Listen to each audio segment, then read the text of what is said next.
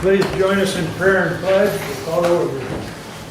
And if we'll take a minute of silence for the people in Maui and the troubles they're experiencing and the difficulties they have. We'll just have a moment of silence, please.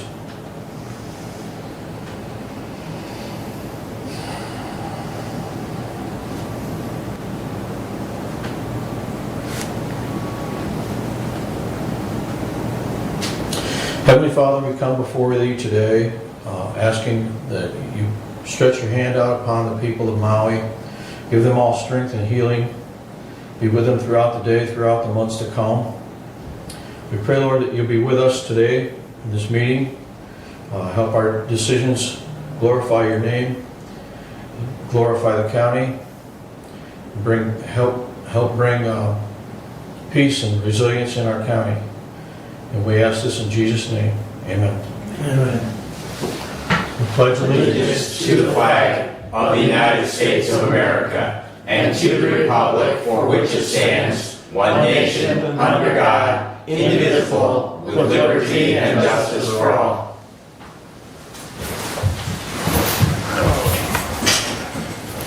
Thank you. We'll have the first call out to the public, and our rule is a member of the public may address the board after receiving recognition from the chairperson and giving his or her name.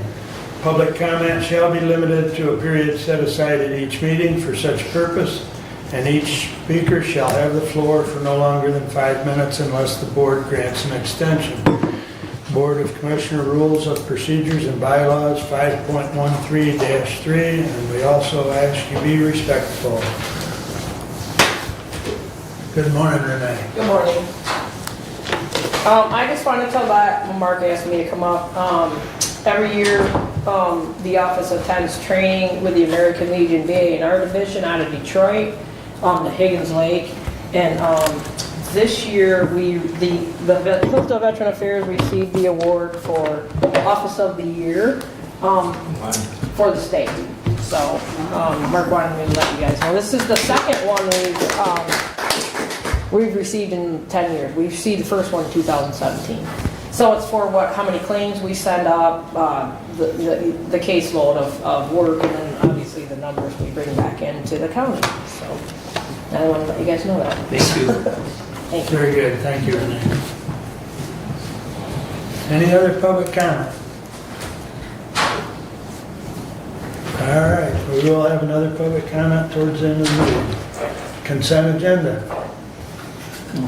Commissioner, I would like to remove Resolution 23-2011 from the consent agenda and place that underneath facilities, and 23-112 and place it underneath public safety. And then I would move to approve the consent agenda as amended. Support. All right. You want 23-111 under your report? Underneath facilities. Under facilities, okay.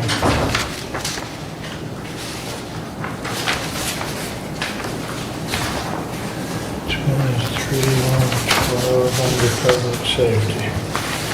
All right. Any other additions or corrections to the consent agenda? Hearing none, all in favor of the consent agenda as amended, signify by saying aye. Aye. Opposed, same sign. Correspondence is listed. Any comments on correspondence at this time? Only question, if the other commissioners happen to read the Livingston County Commissioners Memorandum with the DEI and CRT, I would encourage you to read that through if you haven't already. And also the Charlevoix County Resolution opposing changes to the state sanitary code. That is a big concern, and I would that if you haven't already, please read through that. I believe that one, they're talking about the septic tank The issue. septic tanks. Yeah, Yep. That could affect everybody in a big way. I was trying to remember, I looked at it, but I thought that's what it was, Steve. That's that piece of legislation about an annual or Some Every such 5 years. inspect, every 5 years? Yeah, 5 years. Okay. Yep. But that's a burden on the The health department department. that's non-funded, or it's an unfunded mandate. Right.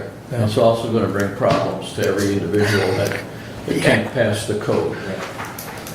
Especially on systems that have been there for years. 30 plus, 40, 50 years. I wouldn't even want to guess on ours, but it still works. Okay, any other comments on correspondence?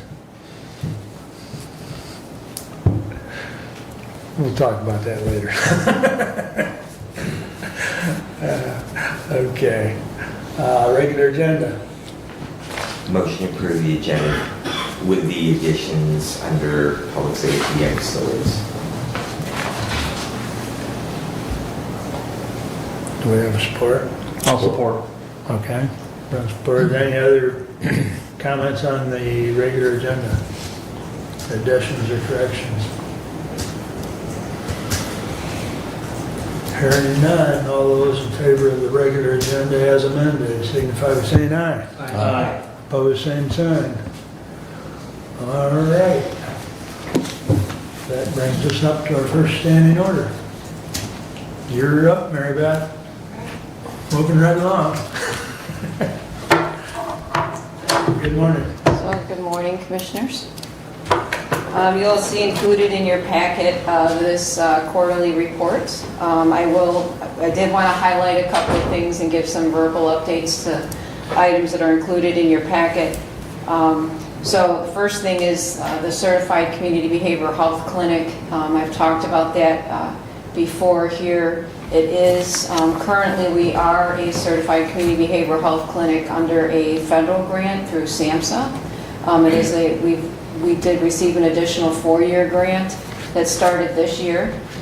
The state of Michigan has made the decision to go ahead and expand the demonstrations in the state of Michigan, which would allow for organizations like Lifeways to have a permanent sustainability plan for the work that we've put into play around becoming a certified community behavioral health clinic. There are many advantages to the community.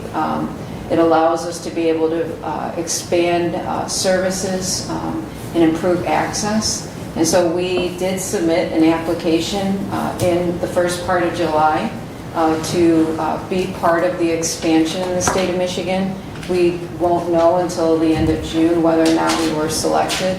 I will say that there's been a lot of work that's been done strategically as a board and as an organization since 2014 to be able to meet the requirements for this. One of the key things when you think about a certified community behavioral health clinic in Hillsdale and in Jackson County is really about changing the approach to how you deliver care in a way that's integrated, that looks at primary care, substance use, and mental health as one and not as a silo. And so that's very exciting, and we're very hopeful that we will be selected. I'm very hopeful. We may not, and if that's the case, we will have the opportunity in 2025 to apply.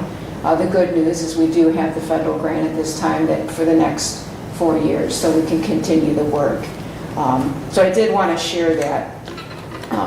Another thing that's occurring at the state that does impact service delivery and impacts those that we serve, and it's important to know right now there's not a decision that's been made from the department, but there is some federal guidelines around conflict-free access and planning. So without getting too far in the weeds for all of you, it really is about having, if you will, a firewall from the point of where a screening occurs, at the assessment, and then the actual service that's being provided. So it's not where somebody who's doing the screening and assessment is also the individual providing the service. The state of Michigan, for the last over a year, probably a year and a half, has been developing options. The struggle from a community mental health side, in my perspective, is that their system is already structured, that there is a firewall and a protection from if you will, self-referrals, that you're doing the assessment and then you're also providing the service. The system is already structured in a way to have that protection. This will add additional complications to the process, and if you're talking about the community and constituents who try to access our services, this would be an additional concern about that. What we don't know, they've had some opportunities for input across the state around the states for potential models. Don't know when they're going to select the direction that they're going to go. Right now they've been seeking consumer family member input. So that's occurring. That could have some impact on the operations of Lifeways and how individuals access services, but I did want to let you know, and that's driven by federal guidelines, standards. So more to come around that. The other really important thing, and it impacts other service organization in Hillsdale besides Lifeways, is the ending of the public health emergency. So during the last several years, as a result of COVID, there have been an increase of individuals who have had an access to Medicaid as a benefit. With the public health emergency ending, starting in June, people had to reapply, and they're doing it across the board. So everybody, and they're spreading it over 12 months. And people will have to reapply for Medicaid. And during that period of time, if they do not reapply or don't qualify, they'll be falling off the Medicaid rolls, and people will not have access to a health benefit that they've had during COVID. And why that is significant is because they're at a time in which, from a public mental health system, where people have been accessing services more than they ever have for mental health needs, for us to potentially be experiencing up to a 27% reduction in our Medicaid funding is going to be a significant hit to our communities. Right now, they do have the projections for June, so people that were due to re-enroll, 2.3% have fallen off the rolls within our region. And if you look at that and say, okay, over the next additional 11 months, if 2.3% on average fall off, that's a 27% loss of revenue.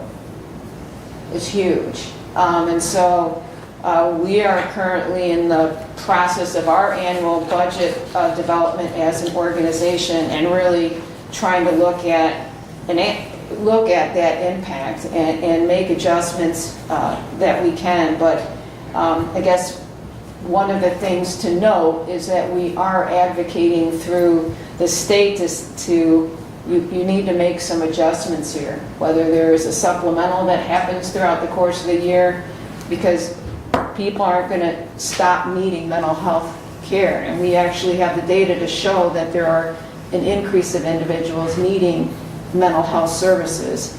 So now is not the time to experience a 28% reduction in funding across the state. So do know that that's happening. I did include in here as well some highlights relative to the fiscal year 24 budget. They did include some additional funding for the CCBHC that I talked about that we're applying for.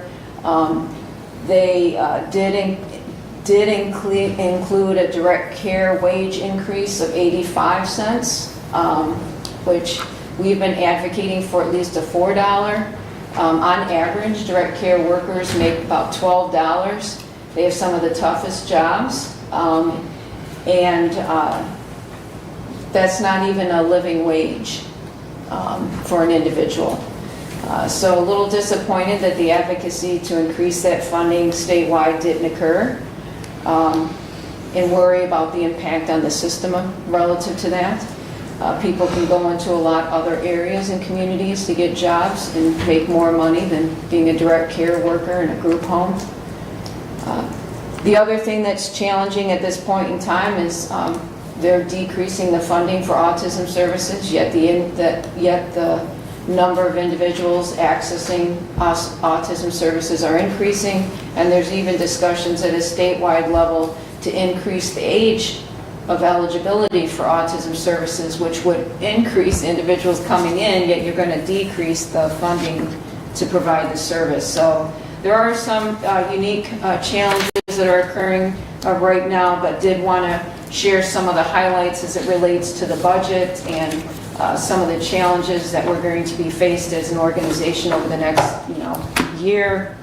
But we'll leave it open to any questions of any of the county commissioners. Did you want to give a brief update as far as where we're at in the Hillsdale Yep. location? Yeah, so currently we're still evaluating our Hillsdale site. As I shared before, one of the challenges as going through the process evaluating the current footprint and looking at especially the expansion of the CCBHC in Hillsdale, the current space is not enough for us. So we have consulted with Martin to do an evaluation of available lease versus purchase options in Hillsdale. That's occurring right now that we will present to the board.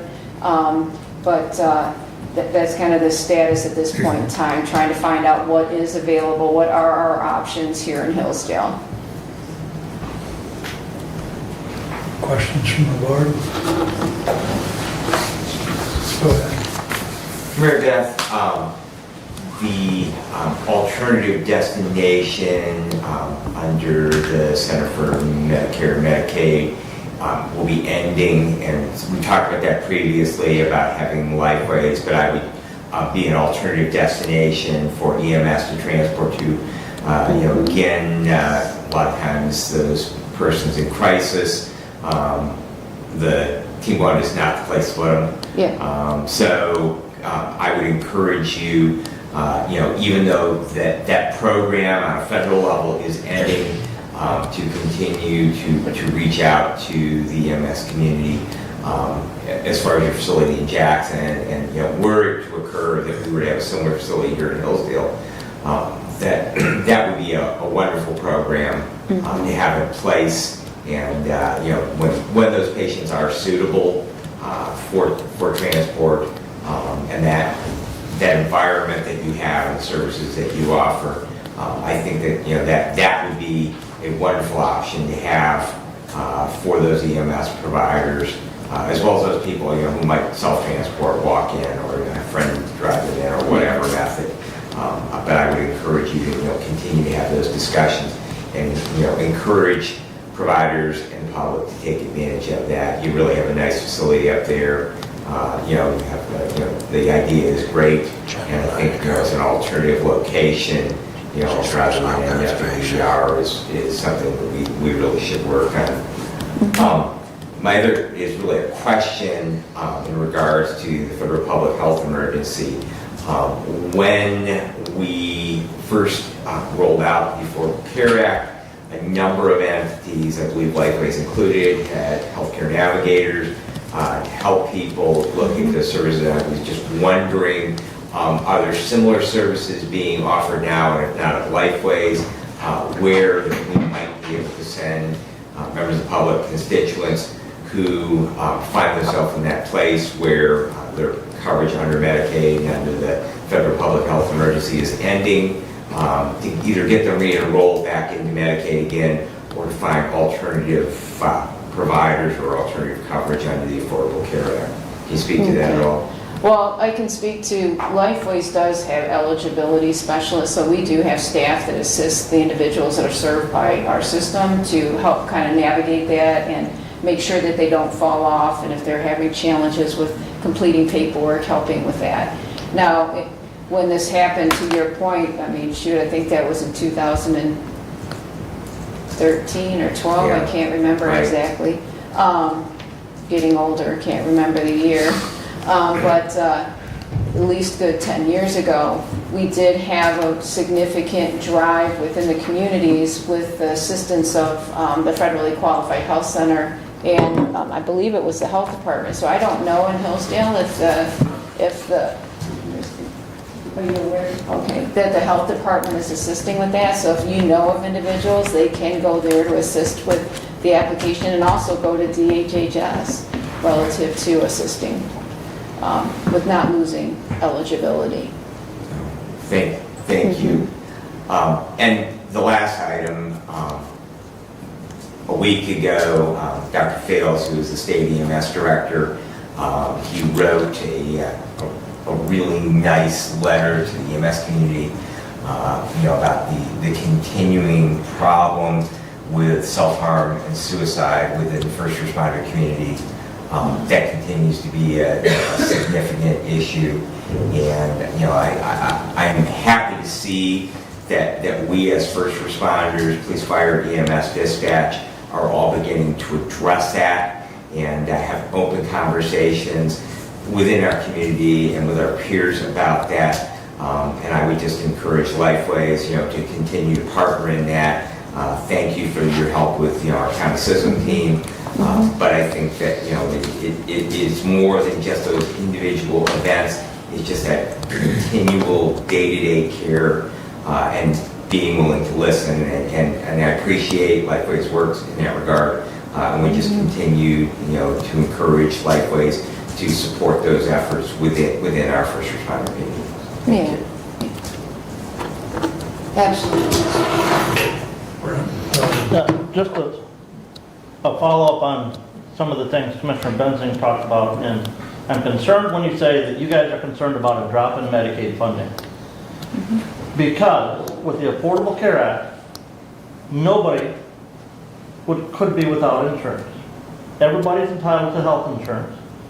And whether that funding is paid through Medicaid or paid through affordable tax credits for them to purchase private pay insurance, everybody can have health insurance. So why are you so concerned about a reduction in Medicaid funding if these individuals who are not qualified for Medicaid can go and apply, and they have a special enrollment period through 2024 to sign up for private pay health insurance? Do you guys not take private pay health insurance? We do take private pay health insurance. Okay, what pays higher? Private pay health insurance or Medicaid? It all depends on I can't answer that as across the board. It all depends on the type of insurance as to whether or not one insurance, and there are benefits currently a lot of benefits that are provided by the public mental health system that a private insurance company is not going to cover.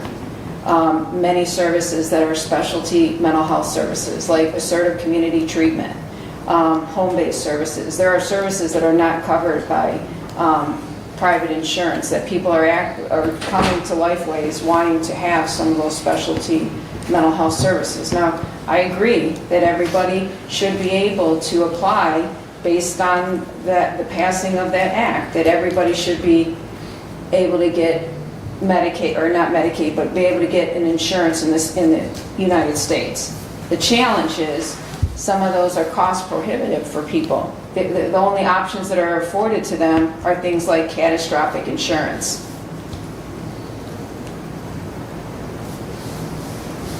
Well, we can disagree on that because I've seen too many instances where they can have a plan a lot cheaper than, or no cost for premium and low deductibles. It's all based on their household income. The other thing is, and we can sit and you're concerned about a decrease in Medicaid funding, and the taxpayers of this county over the last 2 years are continuing to fund additional revenue to Lifeways. I'm concerned about you guys wanting to vacate a building that we have a lease agreement on. That's a potential financial hit to the county budget on a general fund budget exposure, and I would highly recommend that Lifeways pursue every opportunity to maintain occupancy of that building.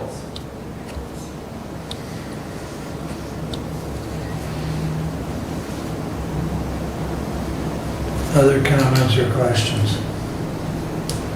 Steve, anything? Doug? Thank you. All right, thank Will be you. my comment. Thank you. All right, thank you. Very good. Thanks, Mary Beth. Yep. All right. Neil, you're up. Morning. It's been a while since I've been here. Sorry I canceled on the last one, I didn't work a truck. We just keep shuffling you around. I know, I appreciate that, thank you very much. I'm assuming you guys all have the information that I sent. Yes, we got you, Okay. I believe. Well, I'll just get right to it, it's pretty simple. We'll start out with the average response times, and when we look at the average, obviously average, and that covers 11 townships and 4 cities that already covers. We're running at 9 minutes and 39 seconds as an average. Outside our area, within Hillsdale County, not our service area, is responding 16 minutes and 30 seconds. And out of county, which would be mutual aid calls, 20 minutes and 48 seconds. Our staffing levels have increased. We've had some people come back, which was good for us. We got them going through the process, and at this point, we have 5 full-time medics, 3 casual paramedics. And the casual medics are required to work 24 hours per month. It's not a lot, but it helps. And I don't count myself in that equation, so I do pick up quite a few shifts here and there. EMTs full-time, we have 7, and we have 7 casual, or 10 casual employees. Quite a few of them, 3 or 4 of them are college students. So they pick up as they can, more so in the summertime than during class. Keith, Yes. I'm not familiar with AEMT. That's an advanced EMT. That's the level. That's because there's only 1%. 300 of us in Michigan. Yeah, it is actually the step between an EMT and a medic. There's a lot of value in them. It's Okay. actually beneficial. But Brad is one, and our supervisor, Ken Hollenbeck, is one. And our county here in Hillsdale County allows AEMTs to work at their level. So we run, when Ken's working, he actually runs his own truck, and which is beneficial. He can give more medications than than an EMT can give. Okay, So, thank you. and they can start IVs. So a lot of times when he goes, if they need an ALS truck, they're on their way, and then he cancels them. So it keeps our paramedic available. Okay. A lot of our EMTs do the same. They cancel us before we get there. I mean, realistically, I don't have the numbers in front of me, but probably 40% of our call volume we're running at the ALS level, and 60% is at the BLS level. Could that be a little bit higher if we had more paramedics? Most likely. Because our EMTs are taking on an extra workload and they're able to get the patient to the hospital. Where if we had paramedics sitting there, they may start the IV or put them on a cardiac monitor prior to that. So, but we're fulfilling the obligations. Thank you. You're welcome. The call volume comparison that I have here is from January 1st to June, which that's what all of this is, January 1st and June, except our staffing levels. You can see our emergency call volume is going up. We went up 55 calls in the last 6 months compared to last year. Our transfers have increased by 32 calls. Our refusals have increased by 39 calls. The positive is the unable to handle, which we report to you, our village, is down 17 calls. Our response from mutual aid, which is us providing mutual aid to others that couldn't handle their calls, is 60. Now that's just not in county, that's out of county as well, wherever they need us. Canceled calls is up 28, and then we have our wheelchair van service, which is down 15, which is considered assisted care. And then other is basically like structured fire standbys. We put them in those categories. And it's down 1, but that can be a skewed number, because if we go there for a structure fire standby, as long as we don't transport anybody, that will just show us other. But as soon as we transport somebody, then it goes into another category of emergency calls. Overall, for the 6 months, we've ran a total of 2,151 calls, and that's between our 911 transfers and wheelchair vans, and that's up 98 calls from last year. Our CPR training center is doing very well. Seems like everybody wants to become CPR certified. So far this year, in the 6 months, we've taught 106 classes. which is up 26 from the previous year. And our card certifications, so even though we have our classes that are increasing, just the amount of people that are in them, they get e-cards, is at 763, which is up 263 cards. So that's 263 students in 6 months that decided to take the CPR class, which is good. Overall, that's what I have, but I'm here to answer your questions.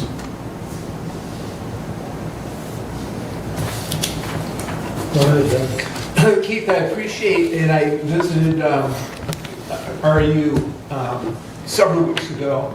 I was doing a tour of the facility, and it was very informational, and greatly appreciated to see some of the, aspects of the facility, where you store things and how you prep and so on for, each ambulance as it goes out. I went in the morning on a Sunday at 7 in the morning, and I was able to stay 3 hours. And I grew to appreciate greatly some of the role that your staff goes through in the waiting aspect. Now, I'm happy to say there were no service calls, and that's really a good thing. Positive. Okay? It's very difficult and challenging, both mentally and physically, in waiting for that call. And I commend your staff for being able to do that. Thank It you. was a very big challenge for me to sit there for 3 hours in a dark room, just waiting. Yeah, they said they woke up to a letter, you wrote Yeah. a note because they were had trying to go. arrest. Yeah. Yeah, that staff crew there was our supervisor, Lynn, and Noah, which that's a 48-hour shift. So whenever there's downtime, they try to get their Yeah, downtime. absolutely, yeah, yeah. Keith, what's the updates on Station 1? You keep posting nice pictures of it. When you get back to your quarters there? Here's the update. We're waiting on an engineered site plan. We're at the final inspection, but there was no site plan given. And we got all of this way, and now we're waiting on an engineered structural site plan, and the building is complete. Mid-Air Construction is working on it. I'm not sure how we got to this point, since it's been approved all the way up to this point. So hopefully it gets done quicker. But we've been able to move our crews back in, so we're running out of that station now. Well, that's good, because having that station in the south part of the county does help with response time. So look forward to seeing the reporters down there. I know you've done a lot of work, spent a lot of money. They have a generator now. They do. They're good. They do. We have 2 stations with 2 generators. In Litchfield now, we started trying to update that as well. It's been years since these buildings been updated. And you don't want to spend a lot of money, but you want to spend enough to make it comfortable, and look nice in the community, You don't want an eyesore there for somebody's city or township or wherever we're residing, which is 3 cities, but you don't want an eyesore for people to look at. So, we do spend quite a bit, putting mulch down, out the lane, and we're tearing shrubs out. So do you have any people in medic school now, or going to start in this fall? Well, the last time I was here, I reported that we had 3 people that were in the EMS sponsorship that RE sponsors. All 3 of them no longer work for us, recruited by other agencies. That's the downfall of when they go to them. These classes, these other bigger organizations are pretty much pulling your employee out from underneath you. So at that point, we have 1 that signed up again, and I hope he doesn't get recruited. The kicker is it's enticing for somebody new to go to a big company and make a lot more money, but just like our staff that we just got back, it's the same staff we had before.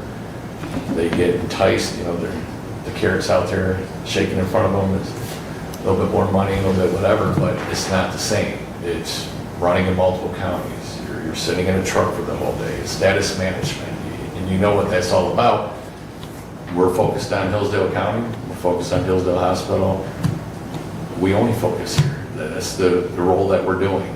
I don't worry about the other outside areas. They call, ask for transfer. We received a phone call yesterday. The board just trying to see if we'll take it.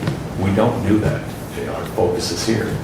So straightforward. There's a positive about working in this county, especially for our organization, not to say Hudson or Waldron doesn't have anything either, they got their perks. But I've worked other agencies from Northern Michigan, HVA, I've worked them all. Well, not all of them, but quite a few private ambulance services. And it's a good system. I think that also there, you talk about, larger ambulance providers, but, a lot of it, especially younger people, are seeing move over to those full-time fire jobs. There's a lot of agencies out there that are just constantly recruiting. And we all know that we don't have fire departments anymore. We have EMS agencies that sometimes go on fire calls. But if you have your medic in particular, or your medic school, they are hiring very aggressively, and they will see that once you get through medic school, that if you don't have fire academy, that you'll get through that on their dime. They'll pay you while you're going to fire academy, which is a real challenge here in Hillsdale County, because anyone who's in our county fire academy is there on their own time. They're not getting paid to be there, so it really is a big commitment with the amount of hours of education to get the fire to the house. But I think that that's something that we ignore. That is a big draw, because for a long time there could be hundreds of applicants for one full-time fire job. We have the same problem on the law enforcement side of the house with the sheriff's department. That at one time that there'd be a lot of applicants for one opening.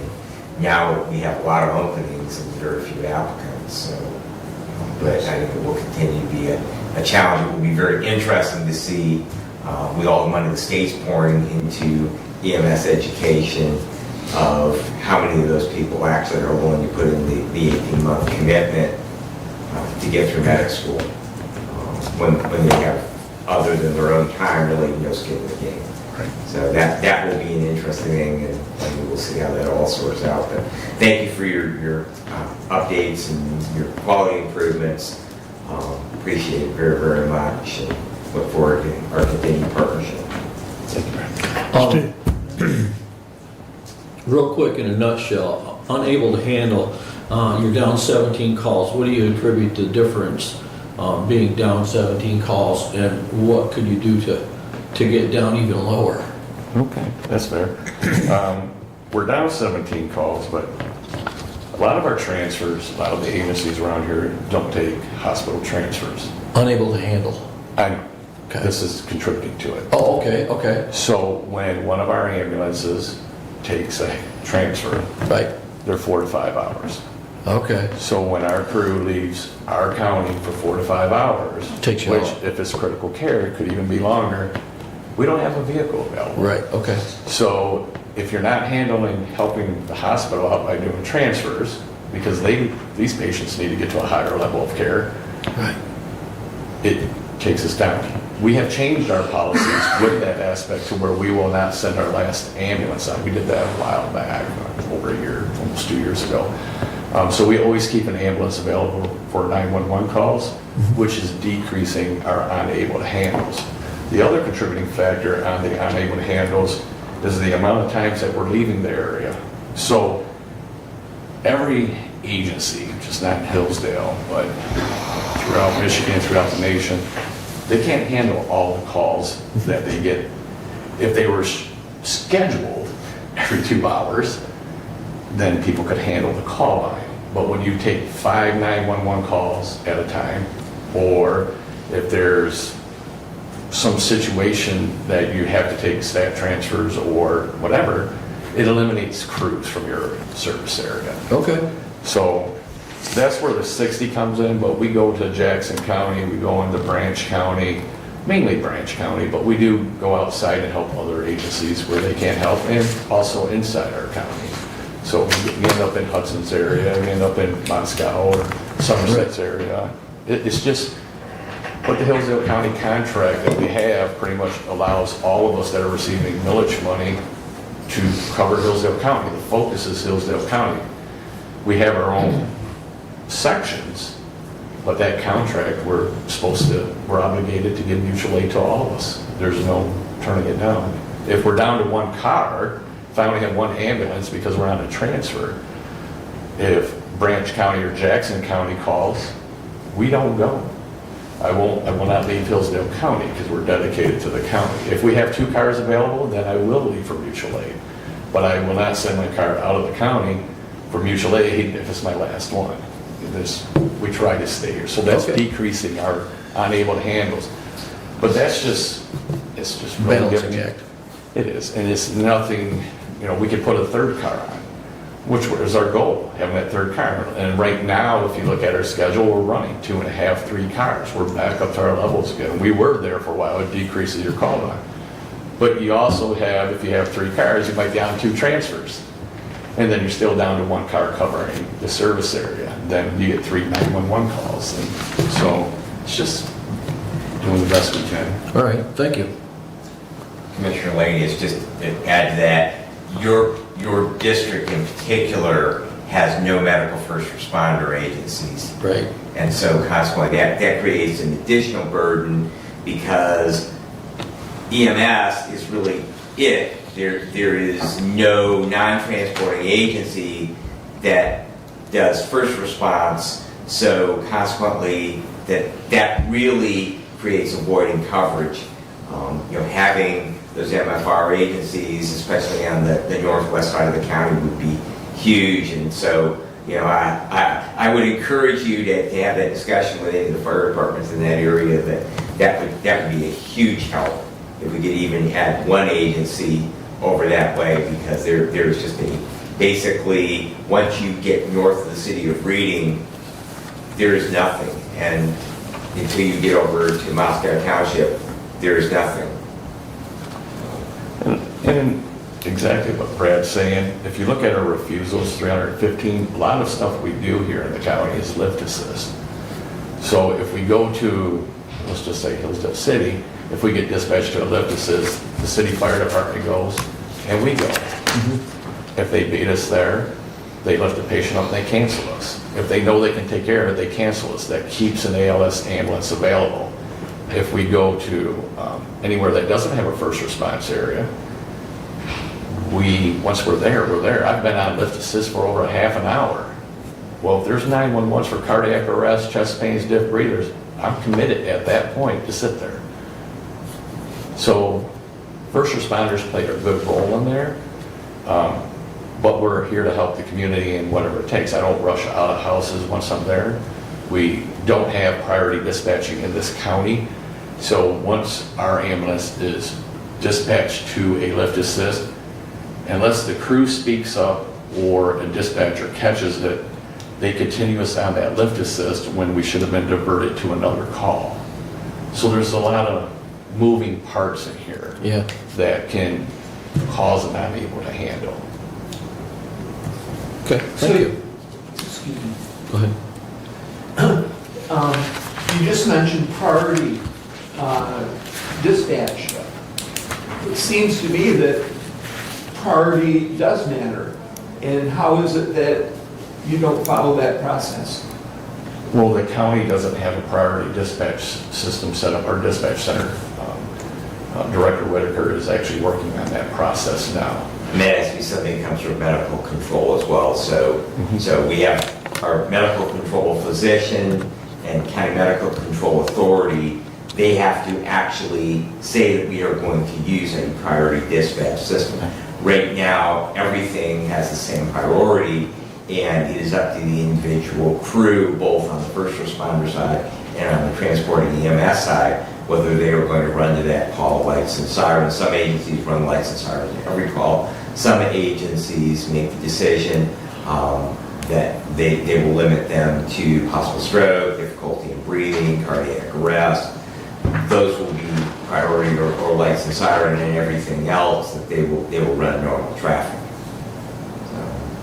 But it really would be something that would have to come from the medical control director. Yeah, the dispatch center and medical control has to approve it, but Director Whitaker is working on the process and hopefully changing it in the near future because it would be beneficial to the county. Priority dispatching is the best thing that we can do at this time. I mean, for example, like Commissioner Benzi's saying, if we go to an area with a non-first responder, if it's a lift assist by the protocol, we should probably be responding lights and sirens for a lift assist, because there's no first responders. If we go to a Woodbridge County where there's first responders, technically they go emergent, we go non-emergent. But because we don't have priority dispatching, and I reported this back in 2022, we got with our legal and changed our whole policies, response policies, and we have a set standard from our lawyer on how we going to drive to calls. And driving non-emergent is pretty much the safest way to go to these calls, and statistically, you're not saving much time by turning on the lights and sirens, and there's a lot of liability with potential accidents that come from turning on lights and sirens. But priority dispatching, if we went to that, and when we do, if they can ever get it done, we would change over to that county system, because that is the, in my opinion, the gold standard when they're telling you emergent or non-emergent, because their cards are identifying, should we go on lights and sirens or shouldn't we? So like lift assist, are you doing priority 3s, non-emergent? Lifeline alarm, priority 3, non-emergent. But hopefully, like Brad was saying, a lot of the fire departments will go lights and sirens to everything, which also frees us up when they get there, because they lift the patient up and clear us, which we can take the next call. My only follow-up comment would be that, you know, when minutes count, I would think a priority system matters, so I would encourage that program. Anything else, Dave? No, I'm good. Thank you. Any Thank you very other much. comments or Thank you. questions for Keith? Thank you. All right, thanks for the update, Keith. Have a wonderful day. See you next quarter. Thanks, sir. All right.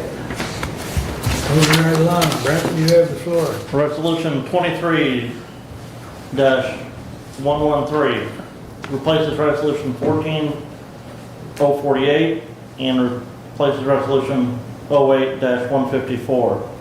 To the Honorable Board of Commissioners, we, your Budget Committee, recommend that the following fees be charged by the County Clerk. Certified vital record copies. First copy, $15. Each additional copy, $5.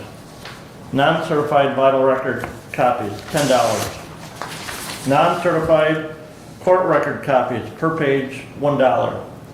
Marriage 3-day waiver, $30.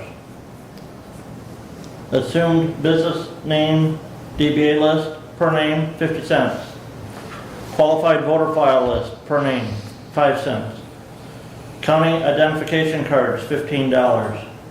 Veterans identification cards, $10. Criminal civil court circuit court name searches per name, $10.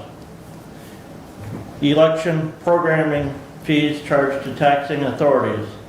Per precinct, $75. Per office, $75. Per proposal, $75. Per candidate name, $20. Per touchwriter voter assist terminal, $75.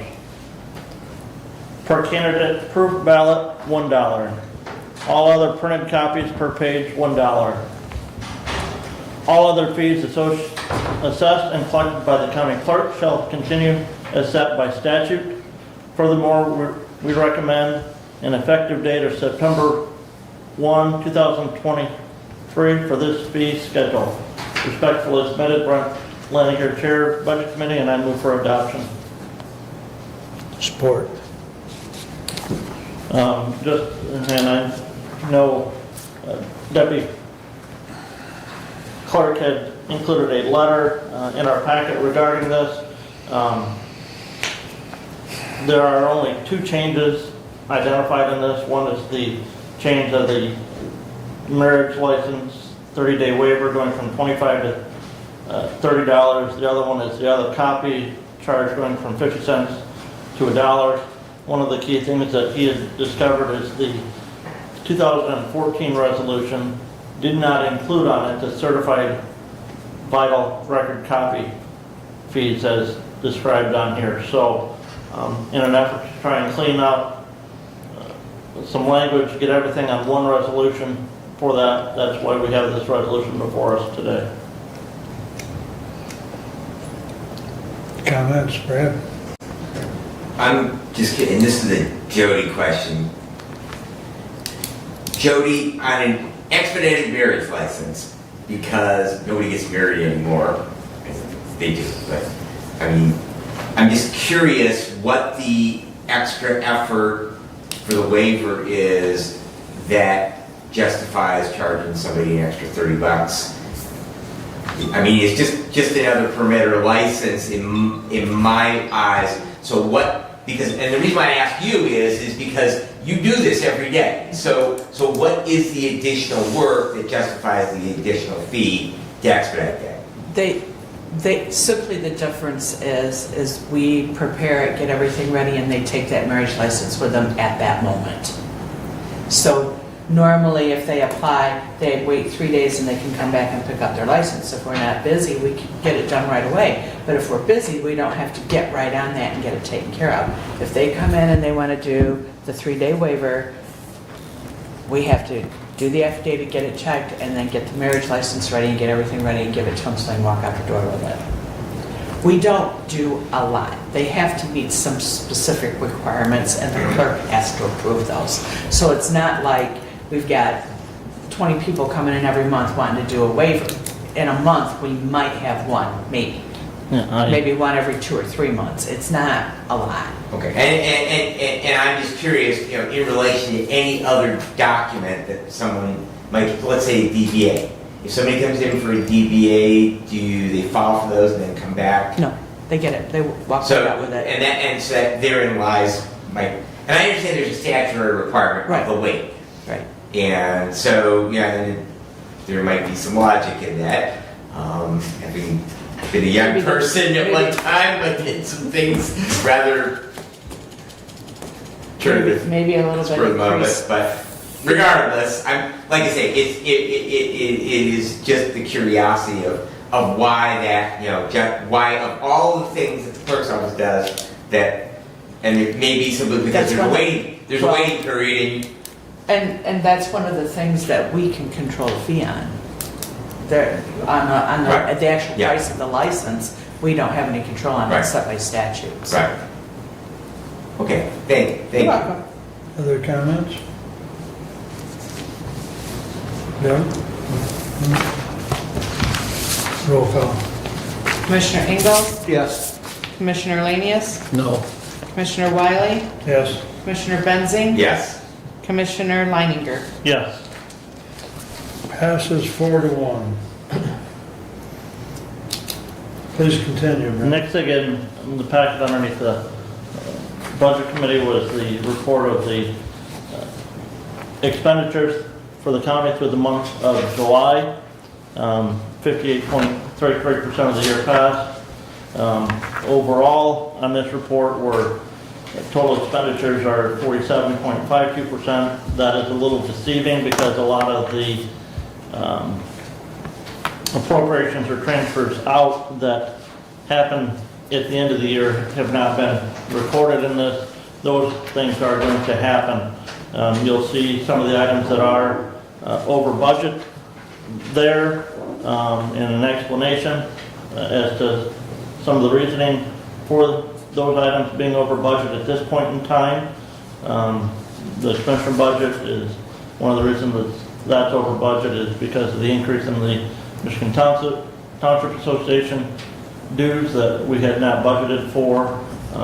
The other thing is with some newer commissioners, we're maybe going to more commissioner meetings or other committee meetings that haven't been done in the past, so that is an increase there as well. Does anybody have any questions on this at this time? The other thing included in the packet was a list or breakdown of the appropriations that get transferred out, and you could see there what's been done so far and what are those appropriations that have to be done yet here this calendar year.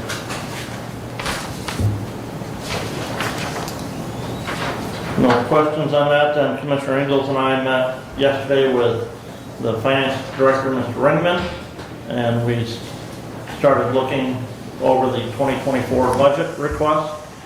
Want to take this time to thank all of the department heads for getting those budget requests in by the deadline as was requested. The other thing I want to thank Derek and Naomi for getting all of those requests put together and sent out to Commissioner Ingalls and I last week, Friday, so we could have the weekend to review those before our meeting yesterday. We have identified some dates starting the first week of September after Labor Day where Mr. Ringman will be contacting department heads to schedule meetings where those department heads will come in and meet with Commissioner Ingalls and I and review their budget requests.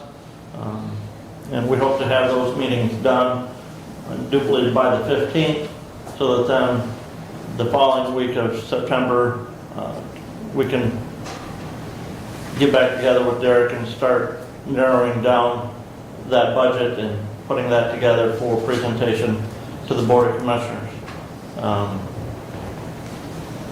We've got a Lifeways meeting this week where we'll be presented with the fiscal year 24 budget. That's it, not Lifeways, excuse me. Wellwise Services, Community Action Agents, or Region 2, formerly Region 2 Area Agents and Agent. That meeting is Thursday in Brooklyn. We'll have the budget presentation for the next fiscal year. And our health department meeting is Thursday. Is this Thursday or next Thursday? This Thursday. This Thursday. Getting too many meetings, you know. And after that meeting, then the Board of Health members will start the process of evaluating the health officer. As our adopted policy there, we have that evaluation done in September, so that we can then look at budgeting for her contract for the next year. That is all I have at this point in time. Questions? Steve? I think we made a mistake on resolution 23-113. The motion was made for approval. It was never supported, but it went to vote. No, Commissioner Wiley supports. Oh, you did? Yes, sir. I apologize, I did not hear you. No problem. Okay. And actually, that updates instantly on our agenda, doesn't it, Jody? Yeah, I don't know because I'm not doing it on the computer. Oh, yeah, that's true. I'm old. You're- I'm old school. Yeah. Yeah. My apologies. She's taken very diligent notes so that Abe can put it in diligent. Okay, yeah. Normally, for the public, if we were using diligent, that would update and also show the roll call vote. Correct. So, Yep. I can't see your notes and I didn't hear one. Okay. Anything else for the budget, Chair or committee? All right. Steve, you're next, sir. Okay, so, August 9th had a senior center meeting for strategic planning. That was a 4-hour meeting to help lay out the plan for securing finances and orchestrating a direction for building on to the facility with the plans they have laid out. That was quite a lengthy meeting, and there's 2 more to go before that strategic planning will be completed. August 10th, they had a Moscow Township meeting. They did, in fact, replace the trustee on the township board. Was voted in. And then August 14th, I had Scipio Township as well as Litchfield Township. I was able to get 2 of them in one night, and that was a lengthy one at Scipio. But August 14th again, I had OMI in Bryant, Ohio, and the discussion was primarily on the water well surveys in Ohio. And there is 638,000 wells they're looking at right now in the Ohio area. And the survey is continuing on that. They did reveal to us one important thing that they discovered at this juncture in time anyway, is that the Missionville aquifer is a standalone aquifer. There are no tributaries to it that they have identified yet. So it is a single aquifer. So that's an important factor when it comes down to water withdrawal. Could be huge for the tri-state area. So Eagle has offered up all their water well surveys done in the Michigan area, and that's continuing on also. But they've offered their information to Ohio, so Ohio can incorporate the Michigan information as well. And then Indiana is just starting to get their water well survey kicked off. So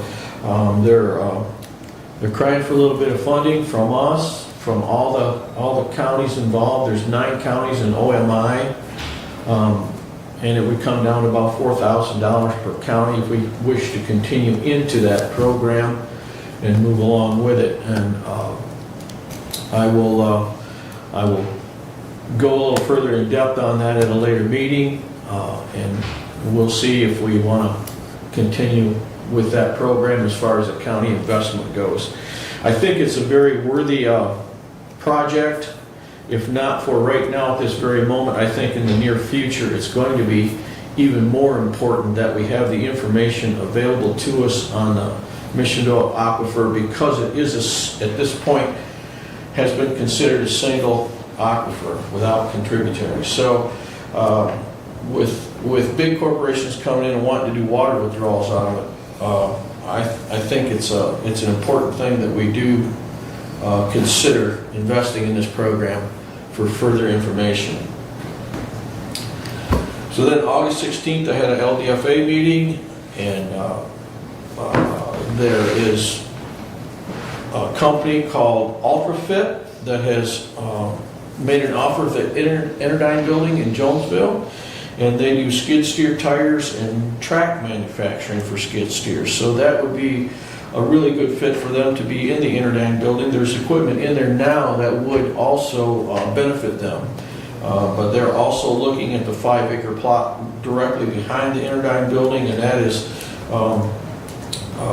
the purchase is commensurate on the addition of that 5-acre plot, because what they'd like to do is put in a test track behind that facility, so they can do testing and stuff like that. So that's an ongoing discussion right now, but they have been moving forward with the offers on that. And I had a Jonesville Council meeting August 16th in the evening, and they did terminate their fire chief, and his responsibilities have temporarily been turned over to the safety director, who is also the chief of police. And I had Board of Health Finance meeting yesterday, and I'll have another one on Thursday. So that completes my report for today. Questions or comments, Brad? One of the groups that I follow in the northwest Ohio area, there are being concerns raised again about algae bloom on Lake Erie.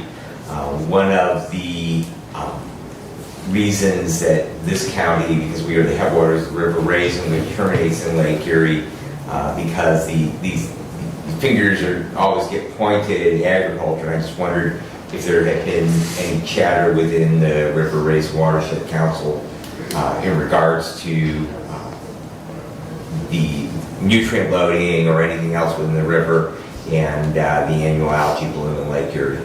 I haven't heard anything from that at all. I did hear through the grapevine, I guess, that is it Lake Diane is having some algae bloom? Yeah, there have been some questions about algae bloom in Lake Diane, and that might actually be something for yourself and Commissioner Leininger as representatives of the health department, because that would be something that would be most likely monitored, because they generally issue those contact warnings with bodies of water. And I have not heard that Lake Diane lies fully in my district, in Amboy Township. I have not heard anything in regards to any contact warnings. but definitely that, that would probably be something that the health agency would be involved in.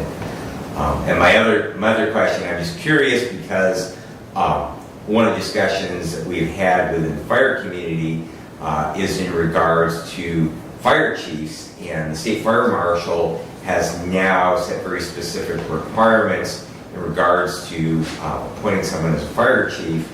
Not only do they have to be certified in Fire 1, Fire 2, hazmat operations, but they also have to have all 3 of the fire command officer classes and have those certifications. And I'm just curious, as a public safety director at Jonesville, is fire certified and does have those qualifications? And if not, it's not a question I expect an answer from you. I'm just wondering how that they could be given the responsibilities of the fire chief when the state fire marshal has those very specific requirements for holding the office of fire chief. That's a good question. I will forward that.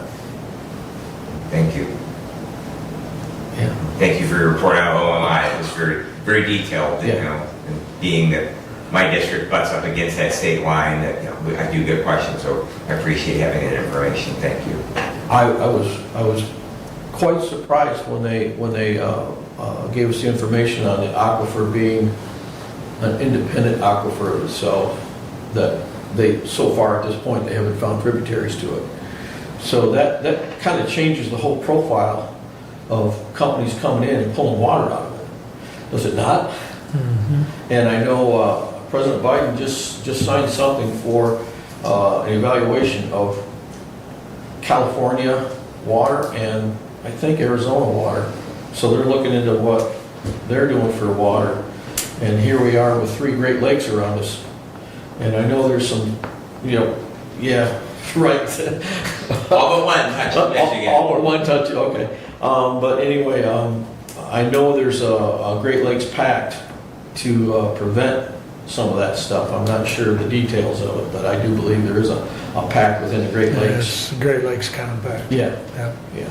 It's, 3 Canadian provinces Yeah. and all the adjoining states, so. Yeah, And they all have to approve any withdrawal. That is from the Great Lakes, not necessarily from the Right. water underneath the soil. Again, in Michigan, we have riparian water rights, and we own the water under our dirt. Also, just follow up to Amboy has been discussing, they have been approached about putting a monitoring well at the property township owns, and it looks like that they will move forward with approving the installation of a monitoring well in Amboy Township on the township's property. do you know if Eagle was the one that approached them on that? Actually, I believe it was out of Ohio. Yeah, I think it was USGS. Yeah. USGS, yeah, okay. Yeah, I know they had concerns about putting 3 or 4 test wells in the Hillsdale County area, so. This is an ongoing study, and I don't know how long it's going to continue. But I think it's really important to the tri-state area, having all this data available to us, and as far as having corporations come in and do major water draws downs and stuff like that. I think having all this information on hand is important. If not for now, for the very near future, possibly. Any other comments or questions for Steve?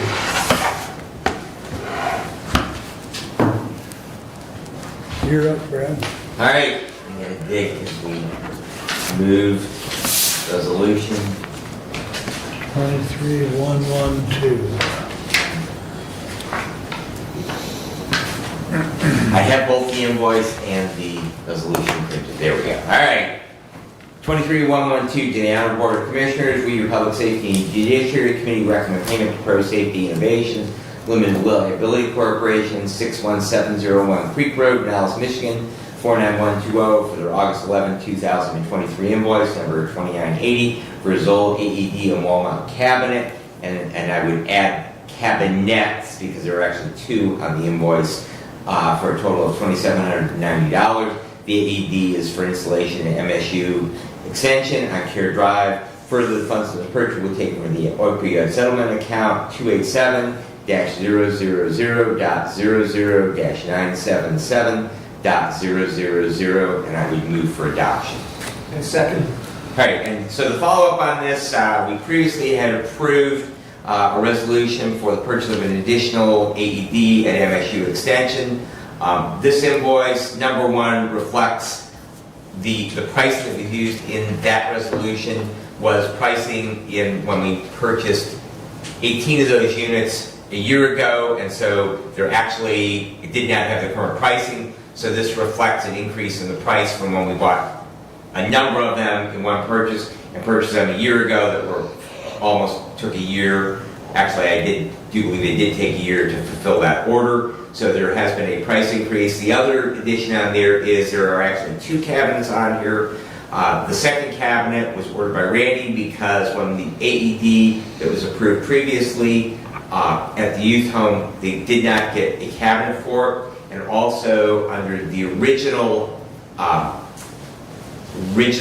quote from Pro Safety Innovations that Randy actually changed the cabinets that we were utilizing, and so the price change on those. You may actually recall coming into the building, there's a whole bunch of those cabinets stacked up for pickup. We had some challenges actually in getting those picked up, but the ones we originally ordered, they weren't suitable for the locations we were going to install them, so we did make a change in the cabinets. So that information, when I was historically looking back, and my apologies for not having that updated information.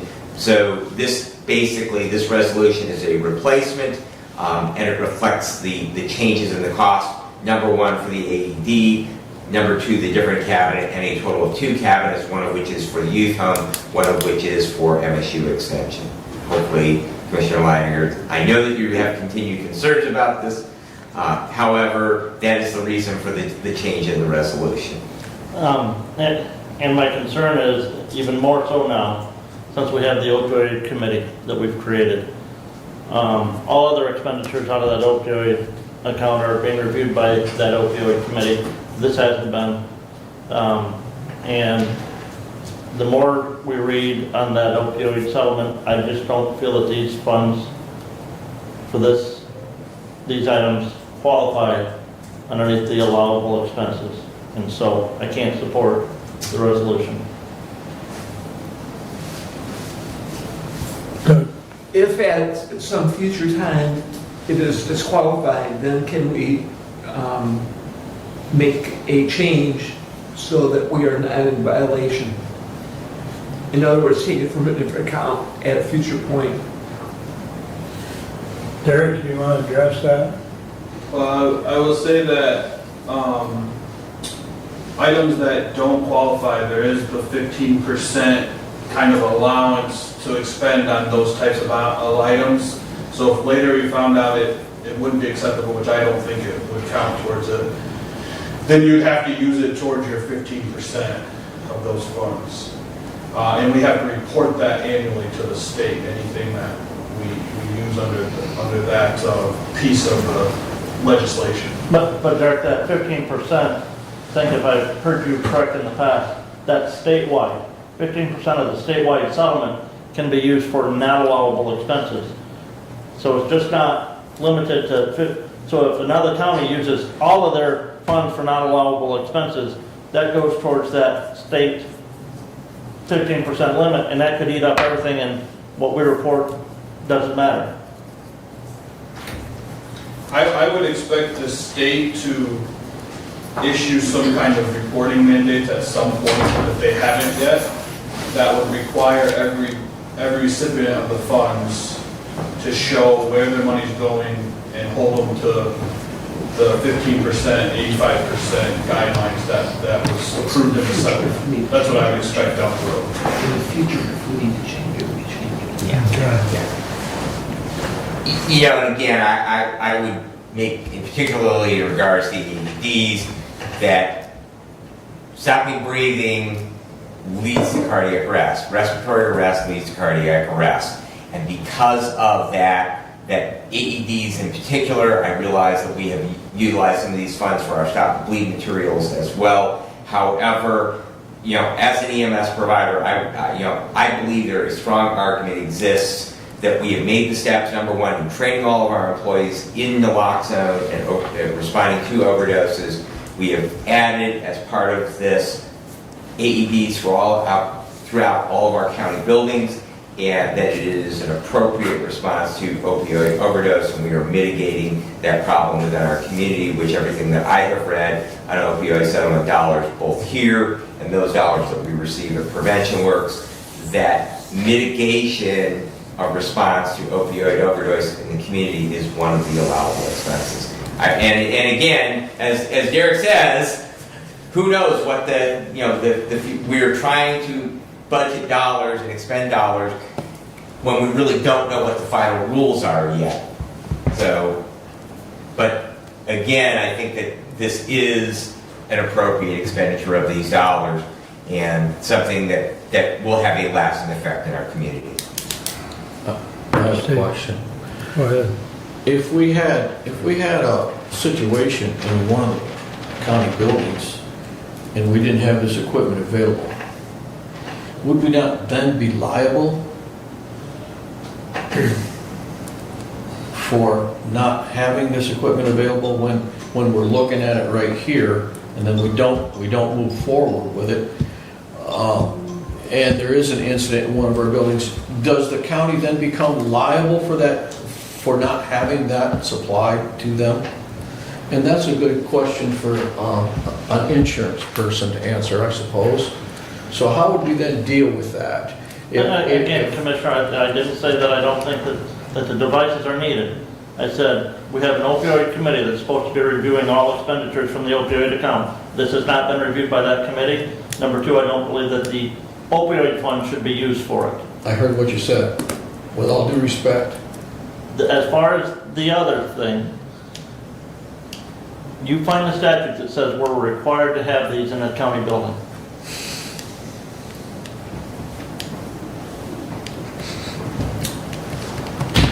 I'm asking the question. There isn't none. Could we be? We could be sued for anything, Sure. okay? It's just a question of then, Our lawyer's better than theirs. would we be held liable for not providing such assistance? Yeah, that's my question. That's always a possibility. Doug? The question seems to be the account that the money is coming from, not the item itself. If in the future we need to change the account, we can do that. We can approve it today out of the opioid account. If that is shown to be the wrong account, then at some point we can, it sounds like we're going to get the item. We can change the account number as needed in the future. Now, what that account number is going to be, I don't know. And I know my book is this thick on where we're headed. So, but that is my comment for today, that, it seems to be in question, but the question could go that it is allowable. So, that's my comment. Derek? Would you like me to get in touch with Amy Dolinky about those specific expenses? Just so we know for future reference? I think that'd be a good idea, Derek. In particularly, in light of the idea that we want to have continued training for our employees, both new ones and recertify every 2 years. And so I think that probably is an appropriate question there. And my final comment would be that I believe this would be a good thing to have at all our facilities, if not for constituents coming and going, but for our own employees, should they, God forbid, have an issue and not have this available to them. Well, and I If I think, could go ahead. just following up to that, Commissioner, that we know that early CPR and early defibrillation is the leading cause to surviving cardiac arrest. And so you are spot on that, we've heard about response times. Basically, when your heart stops beating, you stop supplying blood to the brain, and that means your brain starts dying. So the faster that we can restore circulation, either through chest compressions or defibrillation, the more brain tissue that survives that event. So yes, when we look at emergent responses, we just heard from Reading Emergency Unit, who has a station literally just down the street here, that the response times on that, you have about 11 minutes to not have blood going to your brain. Look at those average response times in an emergent situation, and yes, we can make a difference by having that product available here. Any other discussion on 23-112? Roll call, please, Jody. Commissioner Lanius? Yes. Commissioner Wiley? Yes? Commissioner Benzine? Yes. Commissioner Leininger? No. Commissioner Ingalls? Yes. Passes 4-1. Please continue. Thank you. If I may, Commissioner, real quick, You may. because it involves those cabinets. I was in the courthouse last week and walked from the rotunda area on the main floor up by the elevator, and there's a sign there that says AED, and there's no cabinet underneath it. Randy, I don't know anything about it. okay. I wonder if those are the old signage with the oak cabinets. I'm assuming probably so. I'll have to Would you follow up take a on look at that and maybe get those Yeah. relocated? Thank you because we did have some very nice oak cabinets for our old AEDs that we had, and so that signage may not. So thank you for bringing that to our attention. I'm sure Randy will I'll take care of get that taken care of. All right, I will continue on with my work. Medical control met on Thursday, August 10th. Review has started. Thank you, Commissioner. Review has started of the new state protocols. They are considering allowing non-ALS providers to obtain and transmit EKGs, so that's with a cardiac monitor. So an EMT, that they would be allowed to place that 12 lead on and then send to the hospital where they could be interpreted by an emergency room physician. That is already a practice in a number of other counties. And so particularly when we have BLS units, because Hillsdale County is not an all ALS county, we have agencies that are running BLS units. And so they do already have cardiac monitors, they just have to be locked in the AED mode if they are on a truck with BLS providers. So they are reviewing that to allow for that here in Hillsdale. And one of the small challenges is we have, thank you, we have two different companies or providers. We have Zoll that Reading Emergency uses, and then we have a number of other agencies that use LifePath and Stryker. So, but we will continue to have that discussion. They are also having a discussion on changing the drug bags that medical first responder agencies have to allow for the carrying and include in those aspirin for those individuals who are experiencing chest pain. The discussion on that is kind of interesting. Currently, those MFR bags, they have epinephrine EpiPens for individuals that are suffering from anaphylaxis, difficulty in breathing. They have 2 doses, an adult dosage and a pediatric dosage in them. They also have Narcan or naloxone in them. The addition of aspirin, the problem with that is once that drug bag is broken, it takes that drug bag out of service, and it's a required item on an EMS vehicle. So in effect, it takes that vehicle out of service until that drug bag is replaced. The problem is MFR agencies don't transport patients to the hospital, so you could have an agency in Montgomery or Woodbridge, Moscow, that is a considerable distance away from the hospital, and they would keep that vehicle up in service with that proper drug bag. Personnel would then have to actually go to the hospital and utilize the exchange cabinet there. And so we're trying to figure out a workable method, whether that means putting a second MFR bag, which there's a cost then, in particularly in regards to those auto injectors, the EpiPens, because they're pretty expensive. There is a solution that's allowed in protocols that potentially is a workaround, but that will continue to be a discussion. That protocol was not approved, and because there is so much to those new protocols, we are actually, right now we're meeting quarterly, but we are going to meet again in September, so I will update you after that meeting. Prevention Works is looking at expending the remaining SOAR funding, which is opioid settlement dollars that have come directly to that agency, that they have remaining for this fiscal year. They are on a state fiscal year with those funds, so they have to be expended by the end of September. So they are looking at expending them on a media campaign that will cover a number of different platforms, social media and other platforms, in regards to unwanted medication disposal. We have a number of sites, and I continually get asked questions, I'm sure you do as well from your constituents, about what you do with unneeded, unwanted medications. Sometimes they have a loved one that passed away or goes on to some place, such as our medical care facility. They're cleaning out the home. They have medications that they no longer need, and they're looking for a proper way to dispose of them.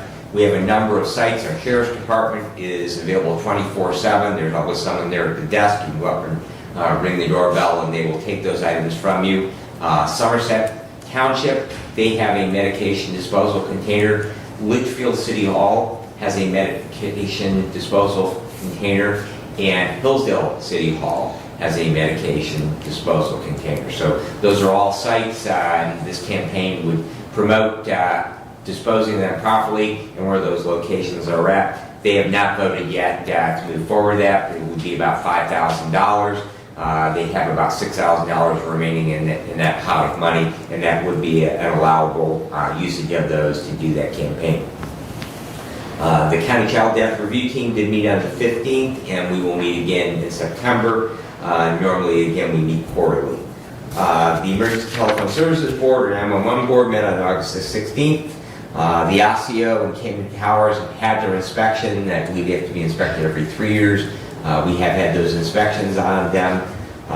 They continue to be old, and the ASIO tower, the equipment on it, we continue to have issues with voice transmission. The actual pagers on them, setting off the pagers works, but hearing the voice over them, when that tower goes down, then it flows over to the Hillsdale tower. Sometimes you're a little far out to be able to hear that voice communication. And so you know you have a call, but you don't necessarily know where it's at unless you receive text on your phone as well. They're looking at currently of switching over the CAD or computer-aided dispatch software. The provider that we have been using for a number of years, ID Systems, that software is difficult to use. There are problems, and it needs to be updated, and so they are looking at moving over to a company called Taylor Technologies. They're actually a Michigan-based company. They serve currently 14 counties of Michigan's 83, including our 2 backup sites in Lenawee County and Jackson County. Both use their software, so the nice thing about it, if we were to change to them, it would simply mean that if we were to have to abandon for whatever reason, the big thing you think about, we actually have a chemical manufacturing facility in our industrial park, Dow Chemical. They're pretty doggone close to our dispatch center, and our backup public safety answering point is the Sheriff's Department, which is also pretty doggone close. So if we had to abandon both of those sites, the nice advantage of changing to that software would be our dispatchers could simply go to that physical location in Lenawee or Jackson County, put their login into the computer, plug in their headset, and they would be able to dispatch from that alternate location. The downside is it is very, very expensive, upwards of $400,000 to buy that new software and roll it out. So they're currently working with the finance manager, and I believe that there have been some discussions with our budget committee in regards of how they might pay for that out of future funds, possibly borrowing money and then paying that back over a few years. That discussion continues. They're going to look at a couple of other providers, and probably within the next month, probably by next month, 911 board meeting, they will have made a decision. You're noisy. sir. They will have made a decision to bring a recommendation, because that would require the approval of this body as well as their board to move forward with that. The land in Litchfield Township, that the city of Litchfield, or in Litchfield City, is going to be transferred to the county. All of the paperwork has been done, the survey's been completed, the environmental study is done, and they're just waiting for the final details. We will be seeing a resolution probably at our next meeting, if all of the details are completed on that, for the county to accept that property, because we have the final oversight on that of receiving that property. And so we will most likely have a resolution, if not at our next meeting, our second meeting in September. Do you know specifically where that property is at? It is on Herring Road, so if you look at where the railroad tracks are and where the wastewater ponds are, I believe it is just west of the railroad track. Is the triangle piece there? Yeah, it's about 2.5 acres. It's not just the triangle. Originally it was going to be the triangle, but then there's some additional land, and it ends up as about 2.5 acres total. It's not a square plot. I think it's vacant right now, right? Yeah, it's vacant. It's actually vacant. But yes, that is the location of it. So, and that triangle piece is part of the parcel. So, because originally the triangle was the consideration, and the city said, no, we're going to give you all of this. So it was a much bigger parcel than originally had been talked about. All right. The Legal Self-Help Committee met on August the 18th. You may recall that the Laura Ray had applied for a grant for us to get a computer and a printer and some software, as well as a portal that individuals could go and fill out motion forms, other filings with our court system, whether they be landlord or tenant, small claims, motions for discovery once you did get a judgment for a small claim, changes in parenting time, name changes, all those different motions. Basically, the public would be able to come in.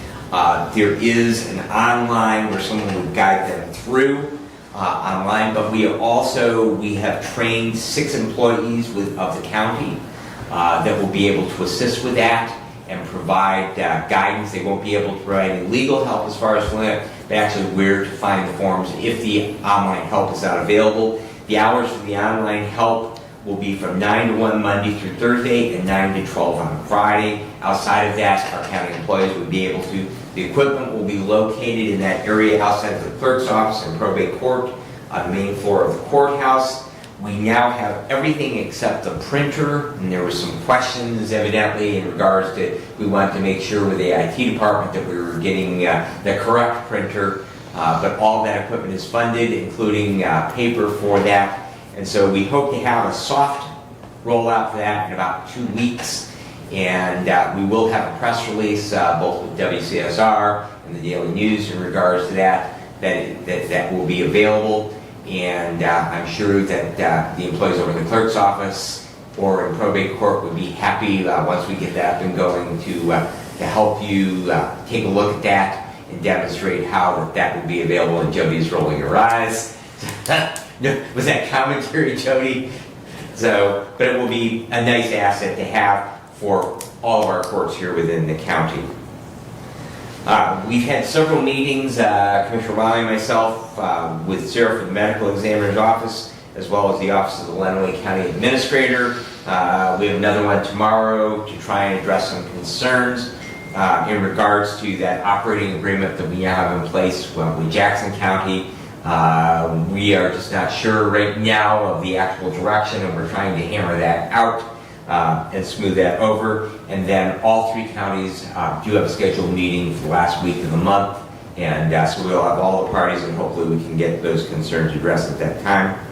I was going through my MTA magazine last night, and kind of interesting, noted in there, Public Acts 43 and 44 now allow for law enforcement agencies to recover the cost of a paid academy if officers leave within a certain period of time. So you may recall when we had a discussion in regards to paying for individuals joining our sheriff's department, if we could recover or hold them to a contract in regards to that, and we were told at that point, no. Evidently, statute has now changed. That went into effect as of June the 14th.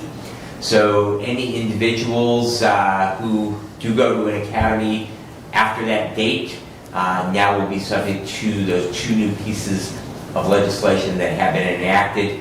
And we have not had a real problem with individuals that we have paid for leaving, because the sheriff has been very diligent in trying to get local people, people who have vested interest in remaining here within the county. But it does give us a little bit more encouragement for those individuals to at least work for our sheriff's department for a period of time. And that concludes my report, unless you have questions. Questions or comments? I do have one quick question. What was the Public Act numbers? It is 43 and 44 of 2023. Thank you. You're welcome. Other comments or questions for Greg? We will take a 5-minute break. Thank you. Before Doug starts his report. You're still as nice matching shirt.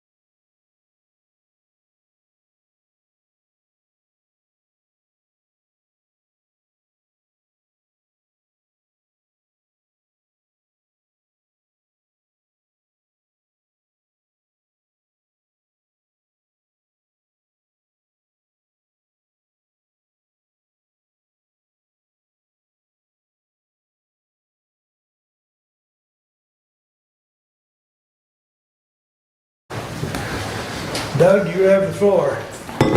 We'll start with Resolution 23-111, August 22, 2023, to the Honorable Board of Commissioners. We recommend authorizing Mark Wiley, Chairman, to sign the Renaissance Change Order Number 3 for furnishing labor and materials to perform additional masonry work on a tower only to be completed based on known conditions at this time for the sum of not to exceed $500,000. Furthermore, the above amount is taken from the capital projects account number 403-903-00-930.012, respectfully submitted and so moved. Doug Engels, Chair. Support. Commissioner Leininger. Yes. So I have to have this removed because, yes, we have discussed this change order multiple times. The issue being, in part of that discussion, we said we may have to make changes and stop work on some of the lower portion of the courthouse to fund this, because we still don't have the funding for even the $500,000 additional that this, and the change order says between 500 and a million. So the resolution is different than the change order. So until we hammer out where the funding is going to come from, I'm not okay to sign off on this change order yet.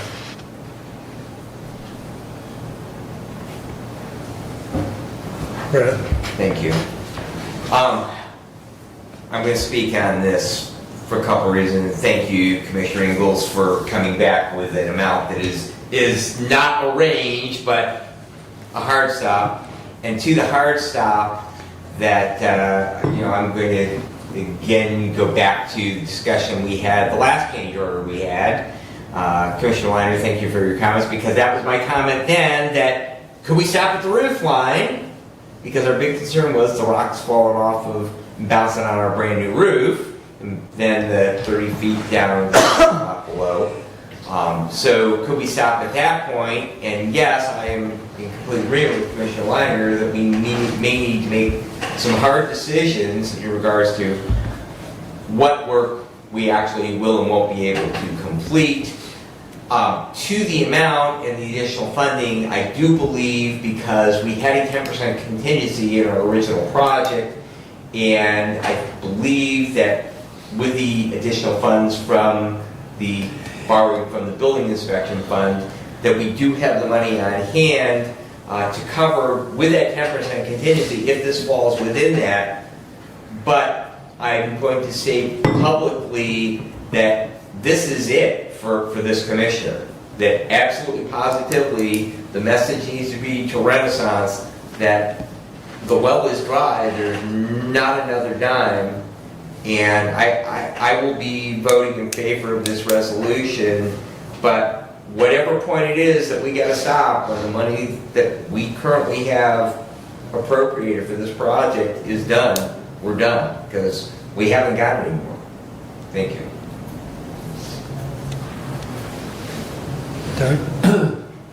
To answer Commissioner Leininger, this was placed on the consent agenda because it has been previously discussed at our last meeting. As we heard from Brian Lockheed, additional work is needed.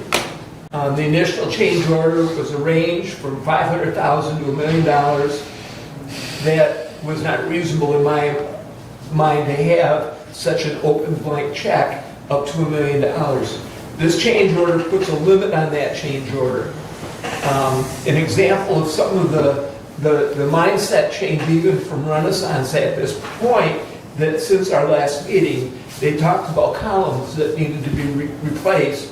Those columns have been refurbished, not replaced. The question was, there's going to be some discoloration. They're not going to match up exactly perfect. They'll be functionally sound and they'll be refurbished.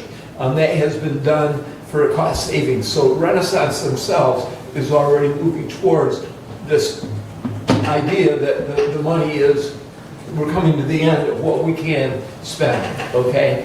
And while $500,000 is a change order, this change puts a limit on that initial change order. And that's why it was put in the consent agenda to answer your question. So. Further discussion? Randy, anything to add? You know, outside of I've had discussions with them and saying that this is coming and look at it being hard for 5. And they are doing things to save us money. And as Doug was mentioning, they're refurbishing the columns. And up there, they're actually using some stones end cut and lengthways cut. So it shows the mismatch, but we'll never see it from the ground. So, you know, that's the type of thing we're doing to try and keep it as low as possible. And I asked him also that how much money are we saving by them sending it back to Chicago, having it cut and bringing it back? And he figures at the moment we've saved about $50,000 by doing it. So they are working hard on it. Further discussion? Roll call. Commissioner Wiley, Yes. Commissioner Benzine, Yes. Commissioner Leininger, No. Commissioner Ingalls, Yes. Commissioner Lanius. No. I believe it passes 3-2. And just for clarification, not that I don't think the work needs to be done. My concern is, and I'm not satisfied yet that with the contingency we built in that this will still fall in within that figure, Commissioner. I, having done building project, I fully appreciate your comment, Commissioner. And I agree with you that, you know, I have no dispute the work needs to be done. So, but we might have painted on clock hands on the openings and, no, and the clock might not get done this time around. Well, to kind of follow up on Randy's comment about they're looking at, you know, ways to save money. You know, you had talked last meeting, I believe it was, about bringing down the internal workings of that Yeah. clock. So the crane alone was what? 8,000. 8,000. Yeah. So they're looking at alternative ways, because to leave that up there, it's just going to be in the way for another 100 Right. years. Yeah. So to get that out of there, plus we don't need the additional weight sitting up there. Well, there's an alternative way, but somebody may not like how it comes down. Well, And that's, excuse me, that's kind of what we're talking about. They're talking about dismantling it and bringing it out piece by piece. And then, my suggestion was get the fire department with that big blow up, so, you know, like when people jump. No, that's not what I was tosses- talking about. Anyways, we're getting off track, but Drones. Lots of drones. Liquid torch, or liquid wrench. yeah. Well, I offered to bring mine in.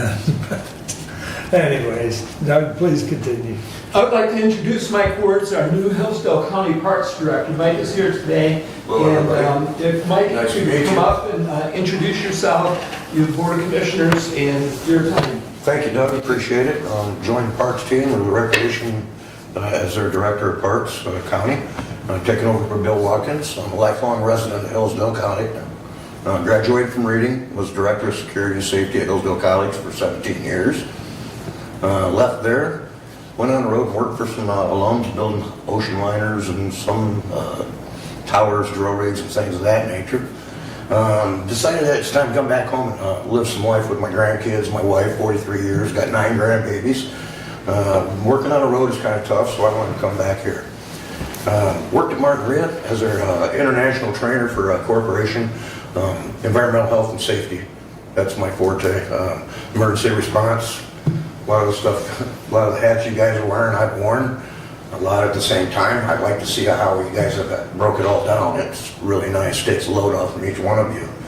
I look forward to working in the Parks Department. It's going to be a fun time. I love the outdoors. Really can't think of much more to say. I don't like really bragging so much, but I'm really decent at training. I'm a community outreach trainer right now. We're a reading emergency unit. So I'm a big part of their 263 new cards. I do school systems, I do the local businesses, Martinritas, factories of that nature. I like the big groups. Met with this gentleman yesterday, looked for a little direction, so hopefully we can work together. I know we can. It's going to be one of those things that I'm really excited about it. I'm completely retired, so this is right where I want to be. I'm looking forward to it. So, if anybody has any questions for me, I'd be happy to answer them. I have none. Welcome aboard. Thank you. Thank you. I appreciate it. So in Yes, sir. your 2 weeks, what kind of projects are you coming up with? Well, I've got, the biggest thing that I'm looking at right now is the parking lot out at the community center. I've got 3 bids on that. It's not cheap. It's not cheap, but it's also one of those things we might be able to budget over the next few years. We might, I've got the Cadillac bid, I got the Volkswagen bid. So I'm gonna leave it to the folks up in the big house to decide how they'd like to do it. My recommendation is we need to fix it and we need to do it now because it's falling apart. Looking at signage out there, I've been up to Katy Cali Park a few times already, worked up there a few times. Hemlock Beach Park, I've been over there. Bird Lake pretty much takes care of itself with Bert and Benny. But I'm looking at some of these outlying areas because they haven't had a lot of attention. 2 pavilions, I've got bids in for the roofing out there as well. I want to take a look at that. I've got some capital expenditures that I'd really like to look at, some equipment. We need a tractor out there so we can take care of the place a little better at Lewis Emery. Like to look at also removing those lily pads. It's an infestation out there, get some of that taken care of. So, because it is impacting our ducks and our geese. They're getting tangled up in all the wire and all the fishing lines out there. Folks just cut it and they swim into it, next thing you know they're tangled up. So we need to take care of that as well. But I want to look at the historical aspect of that place and see if I can't draw a little money in on that side too. See if we can't exploit that. So. Thank you. You're welcome. Thank you very much. Thanks for coming today. Alrighty. Mike, I would encourage you perhaps to attend Hillsdale Township's meeting since Lewis Emery is located in Hillsdale Township. Okay. And they meet the second Tuesday of the month at 6:30 and introduce yourself. There has been ongoing discussion out there because those roads into the park are county roads. Yep. They're local roads, so consequently there has been discussion about the maintenance of those roads. I know that you're not on the road side of the house, you're on the park side of the house, but that is a really nice asset that falls completely within Hillsdale Township. And so it would be, if nothing more, it would be nice for you to come and introduce yourself there. Absolutely. So Commissioner Ingalls and I are usually there because, interestingly, the district is split by the city. So my portion is on the east side of the city of Hillsdale. Okay. Commissioner Ingalls is on the west side of the city, and the city also includes the entirety of the city. So we both attend that township meeting. Okay, that's right outside of town here? Yep, right on the corner Right of on the Wilson corner. and Bacon. All right, good deal. I can do that. So thank you, Very good, very good. and welcome aboard. Well, thank you. I'll I'm see you excited. Thursday. All right. All right, Everybody, thank you very much. thank you, Mike. You're welcome. All right, continue. Have a motion to go into closed session pursuant to Open Meetings Act 267 of 1976, Section 15.268, to consider the purchase or lease of real property. I'll support it. Support? Is there a discussion on this thing? It didn't seem to be discussed. It can be. I'm not in favor of this. And this will require a 2/3 vote. That is correct. And when we go into closed session, I ask that our county treasurer and facilities director attend as well. Assuming we get the 2/3 vote to go in, that will be appropriate. Okay, thank you. That's all my comment. Any other discussion? Roll call. Commissioner Benzing, Yes. Commissioner Leininger, No. Commissioner Ingalls, Yes. Commissioner Lanius, No. Commissioner Wiley. Yes, Yes. but it fails. 3 to 2 does not constitute 2/3. All right, please continue. To continue, I attended Hillsdale Township meeting. Public comment, there was a presentation by Deputy Clerk Dane on early election.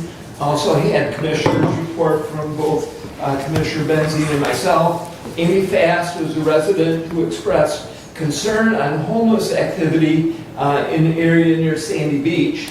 And then Maggie Monroe was Senior Services Director, described participants' senior center programs. They did have much discussion on concrete that needs to be poured at the fire department. That was tabled, and there will be a siren placed on the right-of-way, corner of Bunn and Hallett Roads for emergencies. In the parks, as Director Mike Wirtz mentioned, they are seeking bids for the parking lot at the community center. The range is up to $65,000 with a variety of options provided. The Road Commission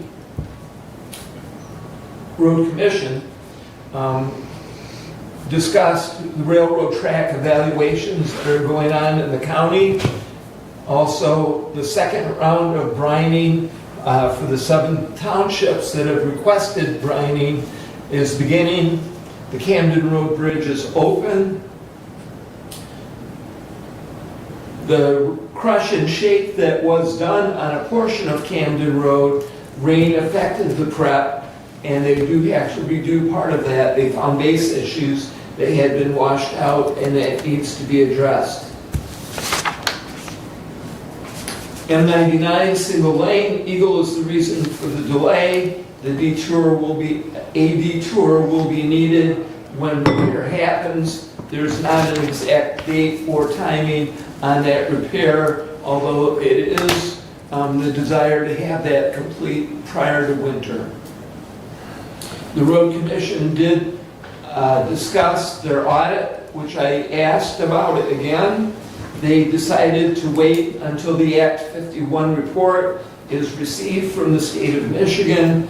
The Road Commission voted on this unanimously to release the audit after that report is received, and that report will go to commissioners, townships, and adjoining counties once that Act 51 report comes from the state of Michigan. Excuse me, Doug. Yes. Any idea when that Act 51 report is coming out? No, they had received an extension. It is in process. Commissioner, they're required. They don't know whether they're on the top of the stack or the bottom of the stack. Commissioner, they file their audit annually with the State Department of Treasury. That audit is done by June 30th of every year, or they're not in compliance. They have their audit. They're required by statute to provide it to the Board of Commissioners. I would highly advise you to tell the Road Commission that they need to comply with the statute. If you read the statute, I question, is there a timing on There this? is no timing. There is no timing. And I can assure you, Commissioner, that they have been... I don't understand the reason to say we're waiting on this Act 51 report. Yeah. Because the Act 51 report is not going to change their audit. Well, I've had this discussion with the Road Commission. I know you've had discussion with members of the Road Commission. I'm not sure if you're hearing different answers when I answer your question or when others answer your question, but I can assure you that I have done the questioning, and I can assure you that they have told me the process. Now, for me to stand in that meeting and change their process isn't going to happen. But what I can do, again, on Thursday, I will ask, have they received their Area 51, Act 51 report? So, is there something more you would like me to do? My question would be, what does the Act 51 report have to do with their financial audit that was done by an audit firm. And when you asked that question, what answer did you get? I haven't gotten an answer. I will continue. Please do. Not to battle, but I will continue, okay? I will do my best. I do my best. Thank you. Okay. Hillsdale City Public Safety Committee met last week. The chief informed the committee that patrols are being made in the beach area. There is no unusual activity. Officers are aware and diligent of activity that goes on. They're paying attention. The concern is the late night activity that happens at the beach, and the concerns are from the citizens that actually live outside of the city. The chief informed the committee that they're watching and diligent and doing their process as law enforcement officers. The recommendation that came out of that committee was to add some lighting in the parking area, which would help the visibility. And so they will be adding some light next to where the concession stand is in that parking lot. Yesterday, the Budget Committee did meet, had its first meeting for the 2024 budget year. Dates were discussed for meetings with department heads, and as Commissioner Leininger said, those dates will be set up and beginning right after September. City of Hillsdale last night announced that their next council meeting will be on Tuesday, September 5th, due to Labor Day. A couple of reminders: August 31, summer property taxes are due. Remember that school opened today. They want to be aware of kids and be careful as you drive. Announced as well that the current library director has resigned and they will be looking to fill that position. In our own facilities department, there have been personnel changes. Earl Harris will be deputy director. Brad Draw is currently full-time and will remain full-time. Kirk Snyder will move from part-time to full-time, and there will need to be a part-time replacement requested. So there will not be a new additional part-time person. Kirk, who was part-time, is now moved into full-time, which leaves a part-time position available and needed, and Department Head Finley is requesting authority to, or notice that he will be filling that part-time spot.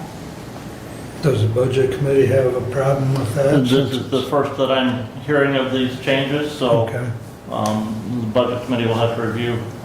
Let the personnel committee know, and then we'll proceed accordingly to policy. If this is just simply filling a position, though, our policy is that he just needs to inform us. There should be no additional oversight as long as it is a budgeted It's a budgeted position. budgeted and authorized position. There should be no further review. It should just simply be that he has provided the required notice, as any department head should. Yes, and this is the notice. Are you good with that, Brent? I'm gonna wait and review the numbers. Okay. We'll let him review the numbers, but I concur with your assessment. We'll let him give a Well, feedback. just to comment real quick on reviewing the numbers, it's not a new position, and so the numbers are already there. It's in the budget. Yeah. It's in the budget. It's And- just backfilling. And the position is needed, and so the department head is anxious to begin that process. So, Again, this is the first that I'm hearing of this, so I will have to talk to the finance director and work through those numbers. And we'll do that after our meeting. Go ahead. Again, Mr. Chair, I'm challenged as to what our policy is. This discussion has come up numerous times, Yep. and it is my belief policy of this board is the only obligation is of the department head to notify this Board of Commissioners, generally through the Management and Personnel Committee, but it's being done publicly in the form of this meeting, that they are going to post a position. And if we are going to alter that, then we need policy change, because every single department head, and whether elected or appointed, is going to be going, wait a minute, you said, and they're probably going to pull out the YouTube videos when we said what the policy was, and they're probably scrambling right now to find those, or find the minutes where it was, because it's my belief our policy is that if it's a budgeted position and it's an authorized position with a job description on file, then it is merely fulfill their responsibility and they can post the position. If not, we need to change the policy. All they have to do is notify us and then they post. Because once they're granted. I would So there you concur. go. But again, I'm just gonna say, before I say, yeah, I said, I just learned of this, I'm gonna look at the numbers. Yeah, You should be delighted. post it. Yeah, thank you. Yes. And finally, I received information that drug court has a new hire, office space, and IT is requested for upstairs in the annex. And I'm asking, does judiciary know about this new hire? I just became aware of it yesterday. I'm trying to find out if this is a previously authorized position. I know that there were a number of posted positions that have been posted on the county website for a long period of time, and particularly in relation to the drug court. I think there's been 2 positions that have been posted.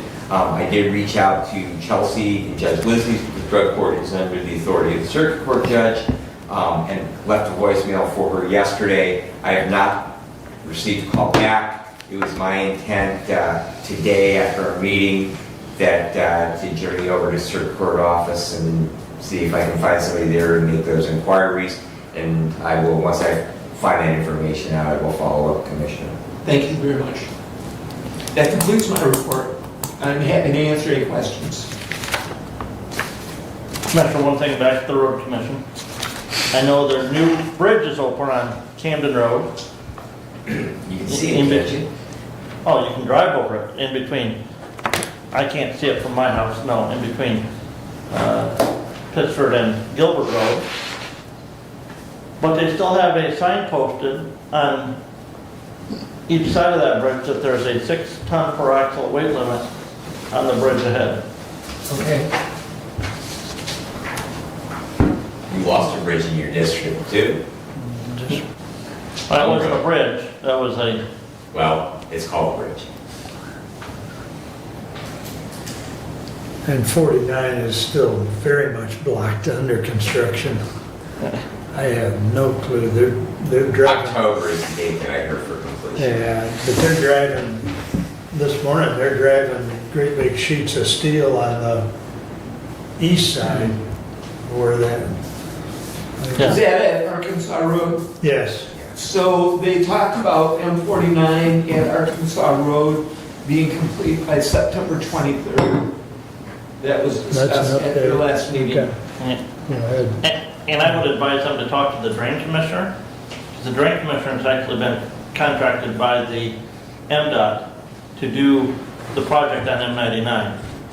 The drain commissioner can tell them what's going on that project on M99, but they're not gonna shut that road down until M49 is fixed. Right. And I had a long conversation with the drain commissioner last week in regards to that project.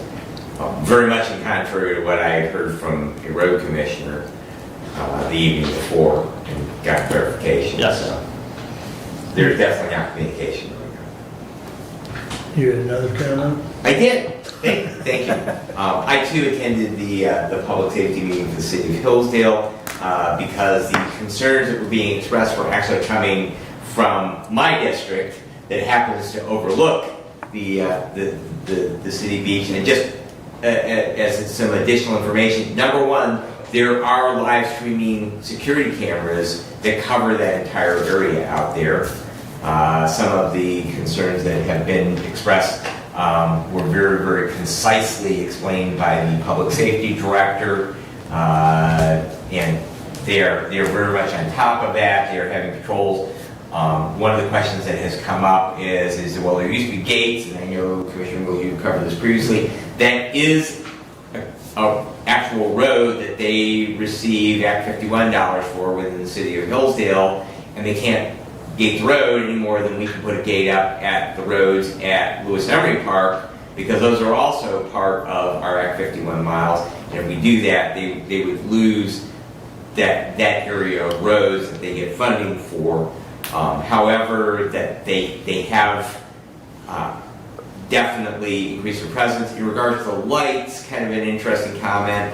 They were talking about putting brighter LED lights in. However, that increases complaints that the public safety director specifically spoke to, how they had put much brighter lighting on Howell Street to replace the more brownish, yellowish cast and went to a more white light.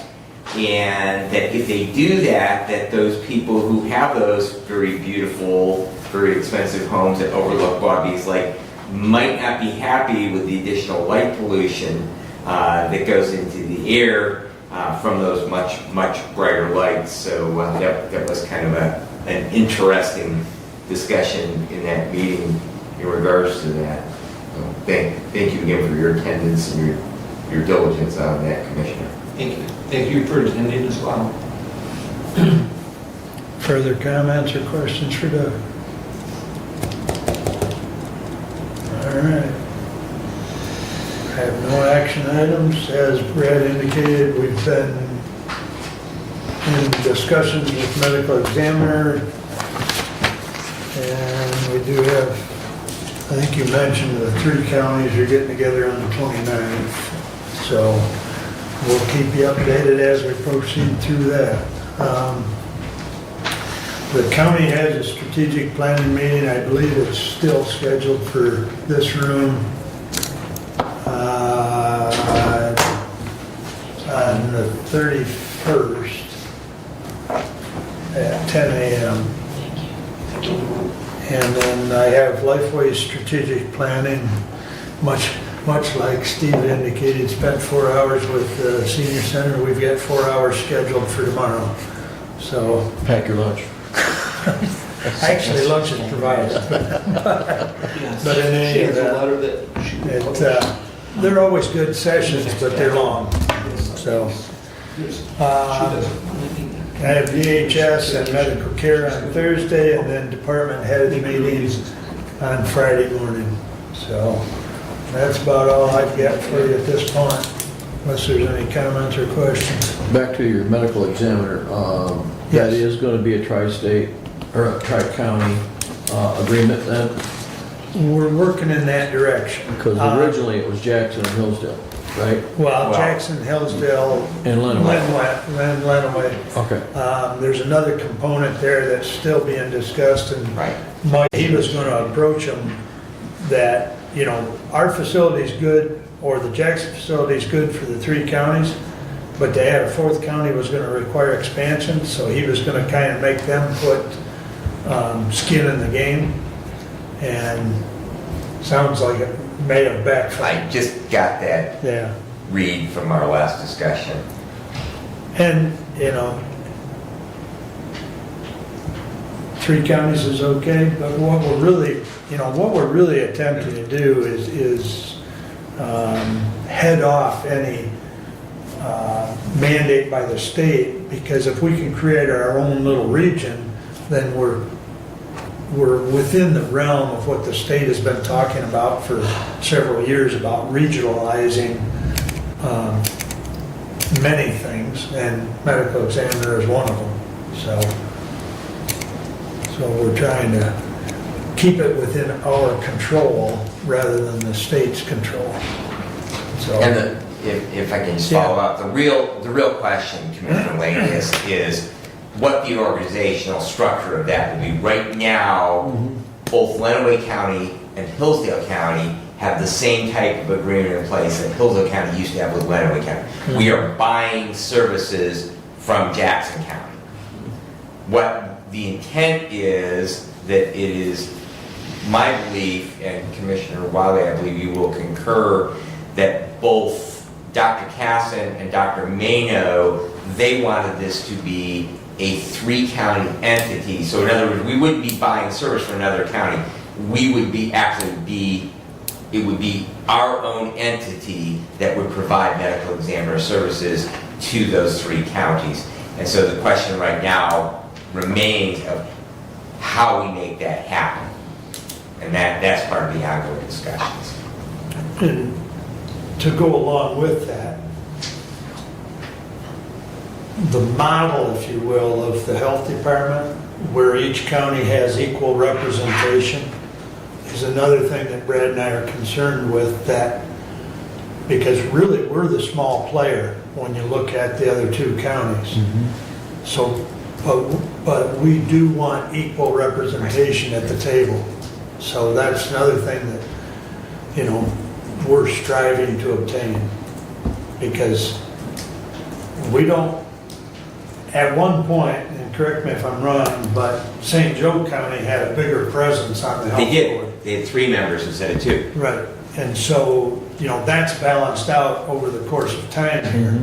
And so we would like to see a similar structure in this new entity of medical examiner, but we want to maintain a fair balance of, you know, of input and membership. And So would the financial responsibilities be per capita?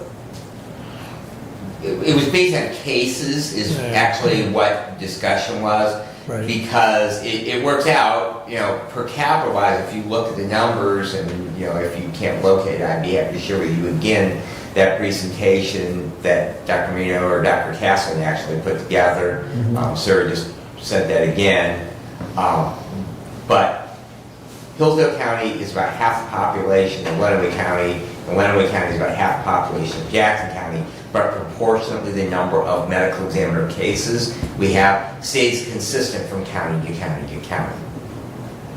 In other words, the percentage of deaths and the percentage of cases that are reviewed by the medical examiner seems consistent when you allow for difference in population.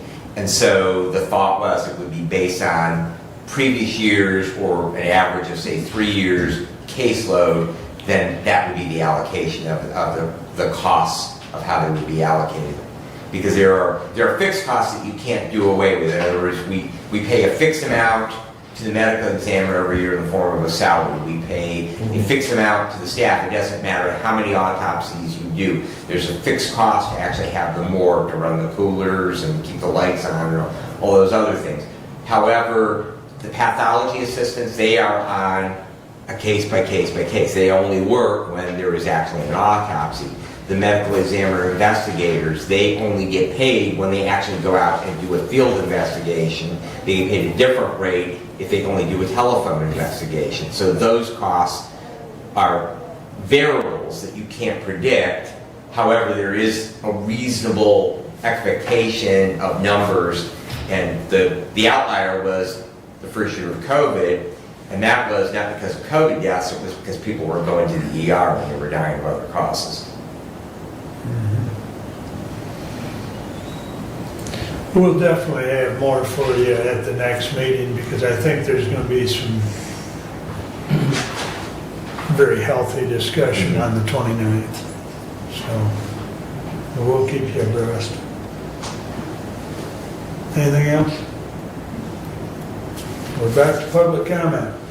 Anyone wish to address the board at this time? Good morning, Kelly. Come on up. I'm gonna go quick because I've got a whole lot of stuff. So I want to start off by saying, segue into this corner. My mom passed away in January. We made the phone call to 911. It took 2 hours to get somebody to her home.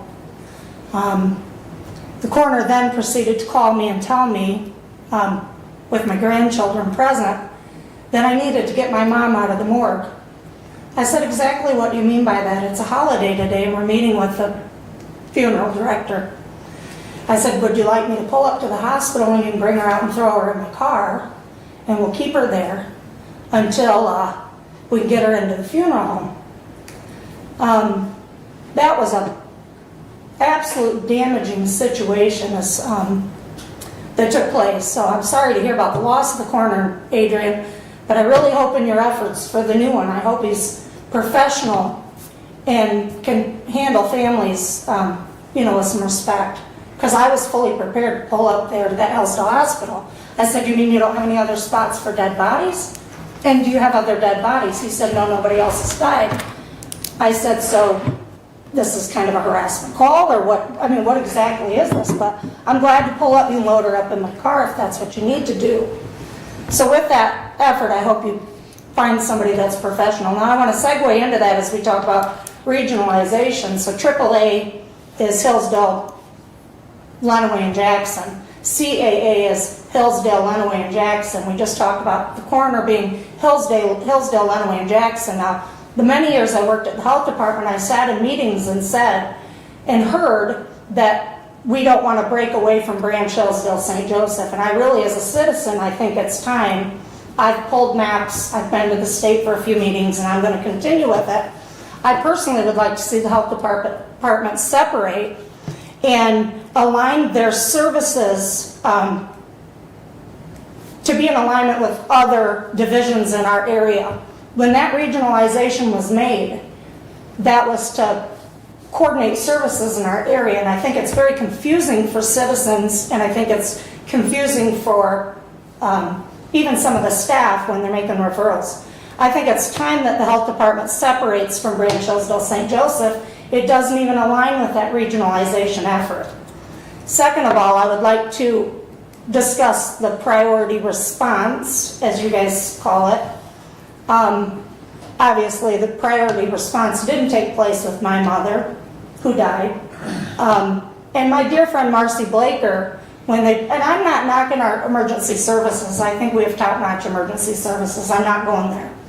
But as we talk priority services, they sent an ambulance that didn't have as simple as oxygen. Now, they could have been out on another call or what have you, but, we're talking about defibrillators and stuff. And I think they've come further. I just hope that as they're making these responses, I think I'm all for priority. Let me just say that. I think because she died that day and it was quick, and I think it's important.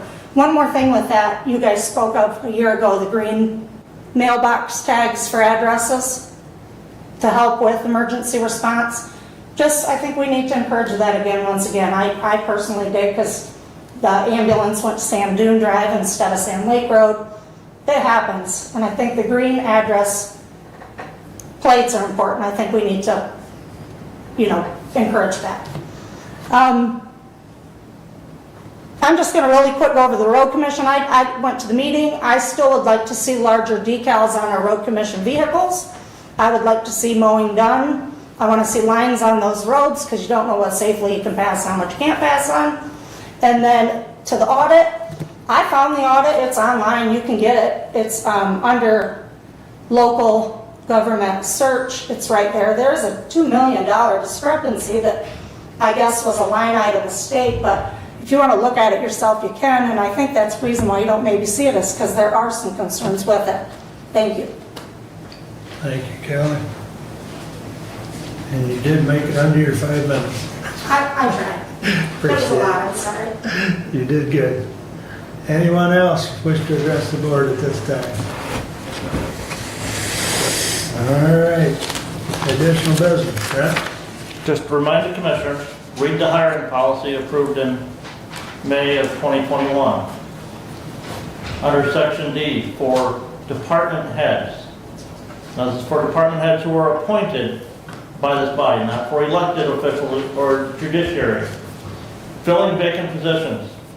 When an existing staff position becomes vacant, prior to posting or advertising the availability of the position, interviewing candidates, or offering the position to any individual, the appointed department head for the relevant department shall present a request to fill the vacant position at a regularly scheduled meeting of the Board of Commissioners. The request shall be made in person by the appointed department head, who shall, in advance of the meeting, provide the Board of Commissioners with the information regarding the vacant position described in sections 2B 1 to 5 above, along with written confirmation from the Finance department that the position is funded in the current budget. We had no prior notice, and I actually have an email of a notice that the facilities director sent to the clerk's office, informing the clerk's office that he's already made a promotion to a full-time position from the part-time position. That's in direct contrast to the hiring policy.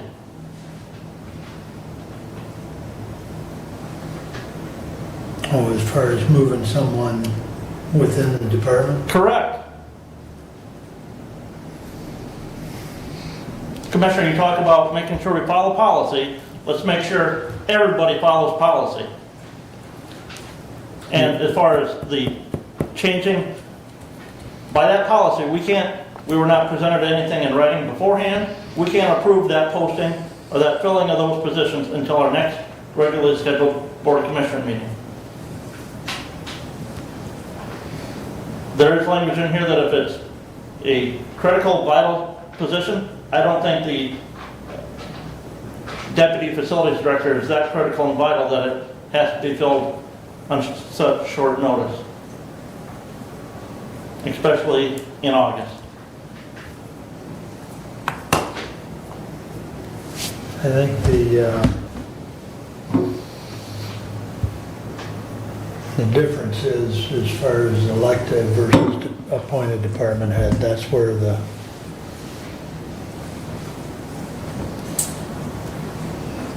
point taken.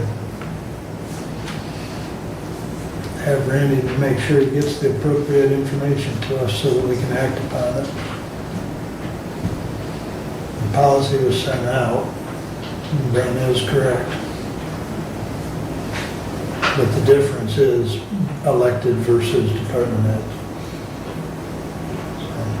Okay, thank you. And in regard to Ms. Maid's comments regarding the road commission audit, I have reviewed the audit. My contention is statute. State law says they shall provide the county commissioners with a copy of their audit. Right. Yeah, it doesn't mean we have to go looking for it. So, Steve, comments, additional business? I have none right now, other than the fact that we should look at the Charlevoix County resolution opposing the changes to the state sanitary code. Maybe we should look at adopting a similar resolution on that same order. Would you like to bring back such a resolution for the next meeting? I can do that. Get with me and we'll get it on the agenda for the next meeting. We'll do it. Very good, sir. Doug? One more thing. Yes, please. On Doug's point, the school is open and the buses are out. So everybody needs to take heed. Stop when necessary. When that bus stops, you better pay attention. Very good. Yeah, it's hard to believe that school's back already, but here we are. Most schools, I think, are about a week ahead from a year ago. Most. Not Hillsdale County. No? No. Okay. I know Tecumseh's a week ahead. Well, they don't start till next week. Lenawee County does, right? Who does? Lenawee County doesn't start till next week. Today. Tecumseh started back today. So Jonesville. Well, we have a unified school calendar, so all the county school districts start back today. I didn't think Hudson was starting until next week. Well, Hudson's not. I know they're not, but that's the only I see. Still seems early. Hard to look at it. That's right. Additional business? Yes, sir.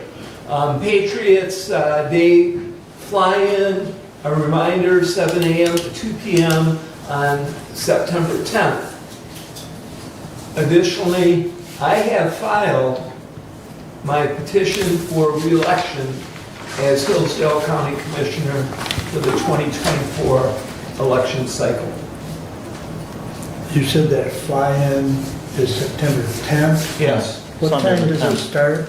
7 a.m. to 2 p.m. Thank And you. they have breakfast as well. Yep. Okay, thank you. Hopefully it's nice weather. Got rained out last year, but I know, breakfast I know. inside, so, That's true. you know. Flapjacks. Sausage syrup. Additional your own. business, Brad. I'm good, thank you. You're good, I'm good. We stand adjourned. Thank you one and all. You should tell me.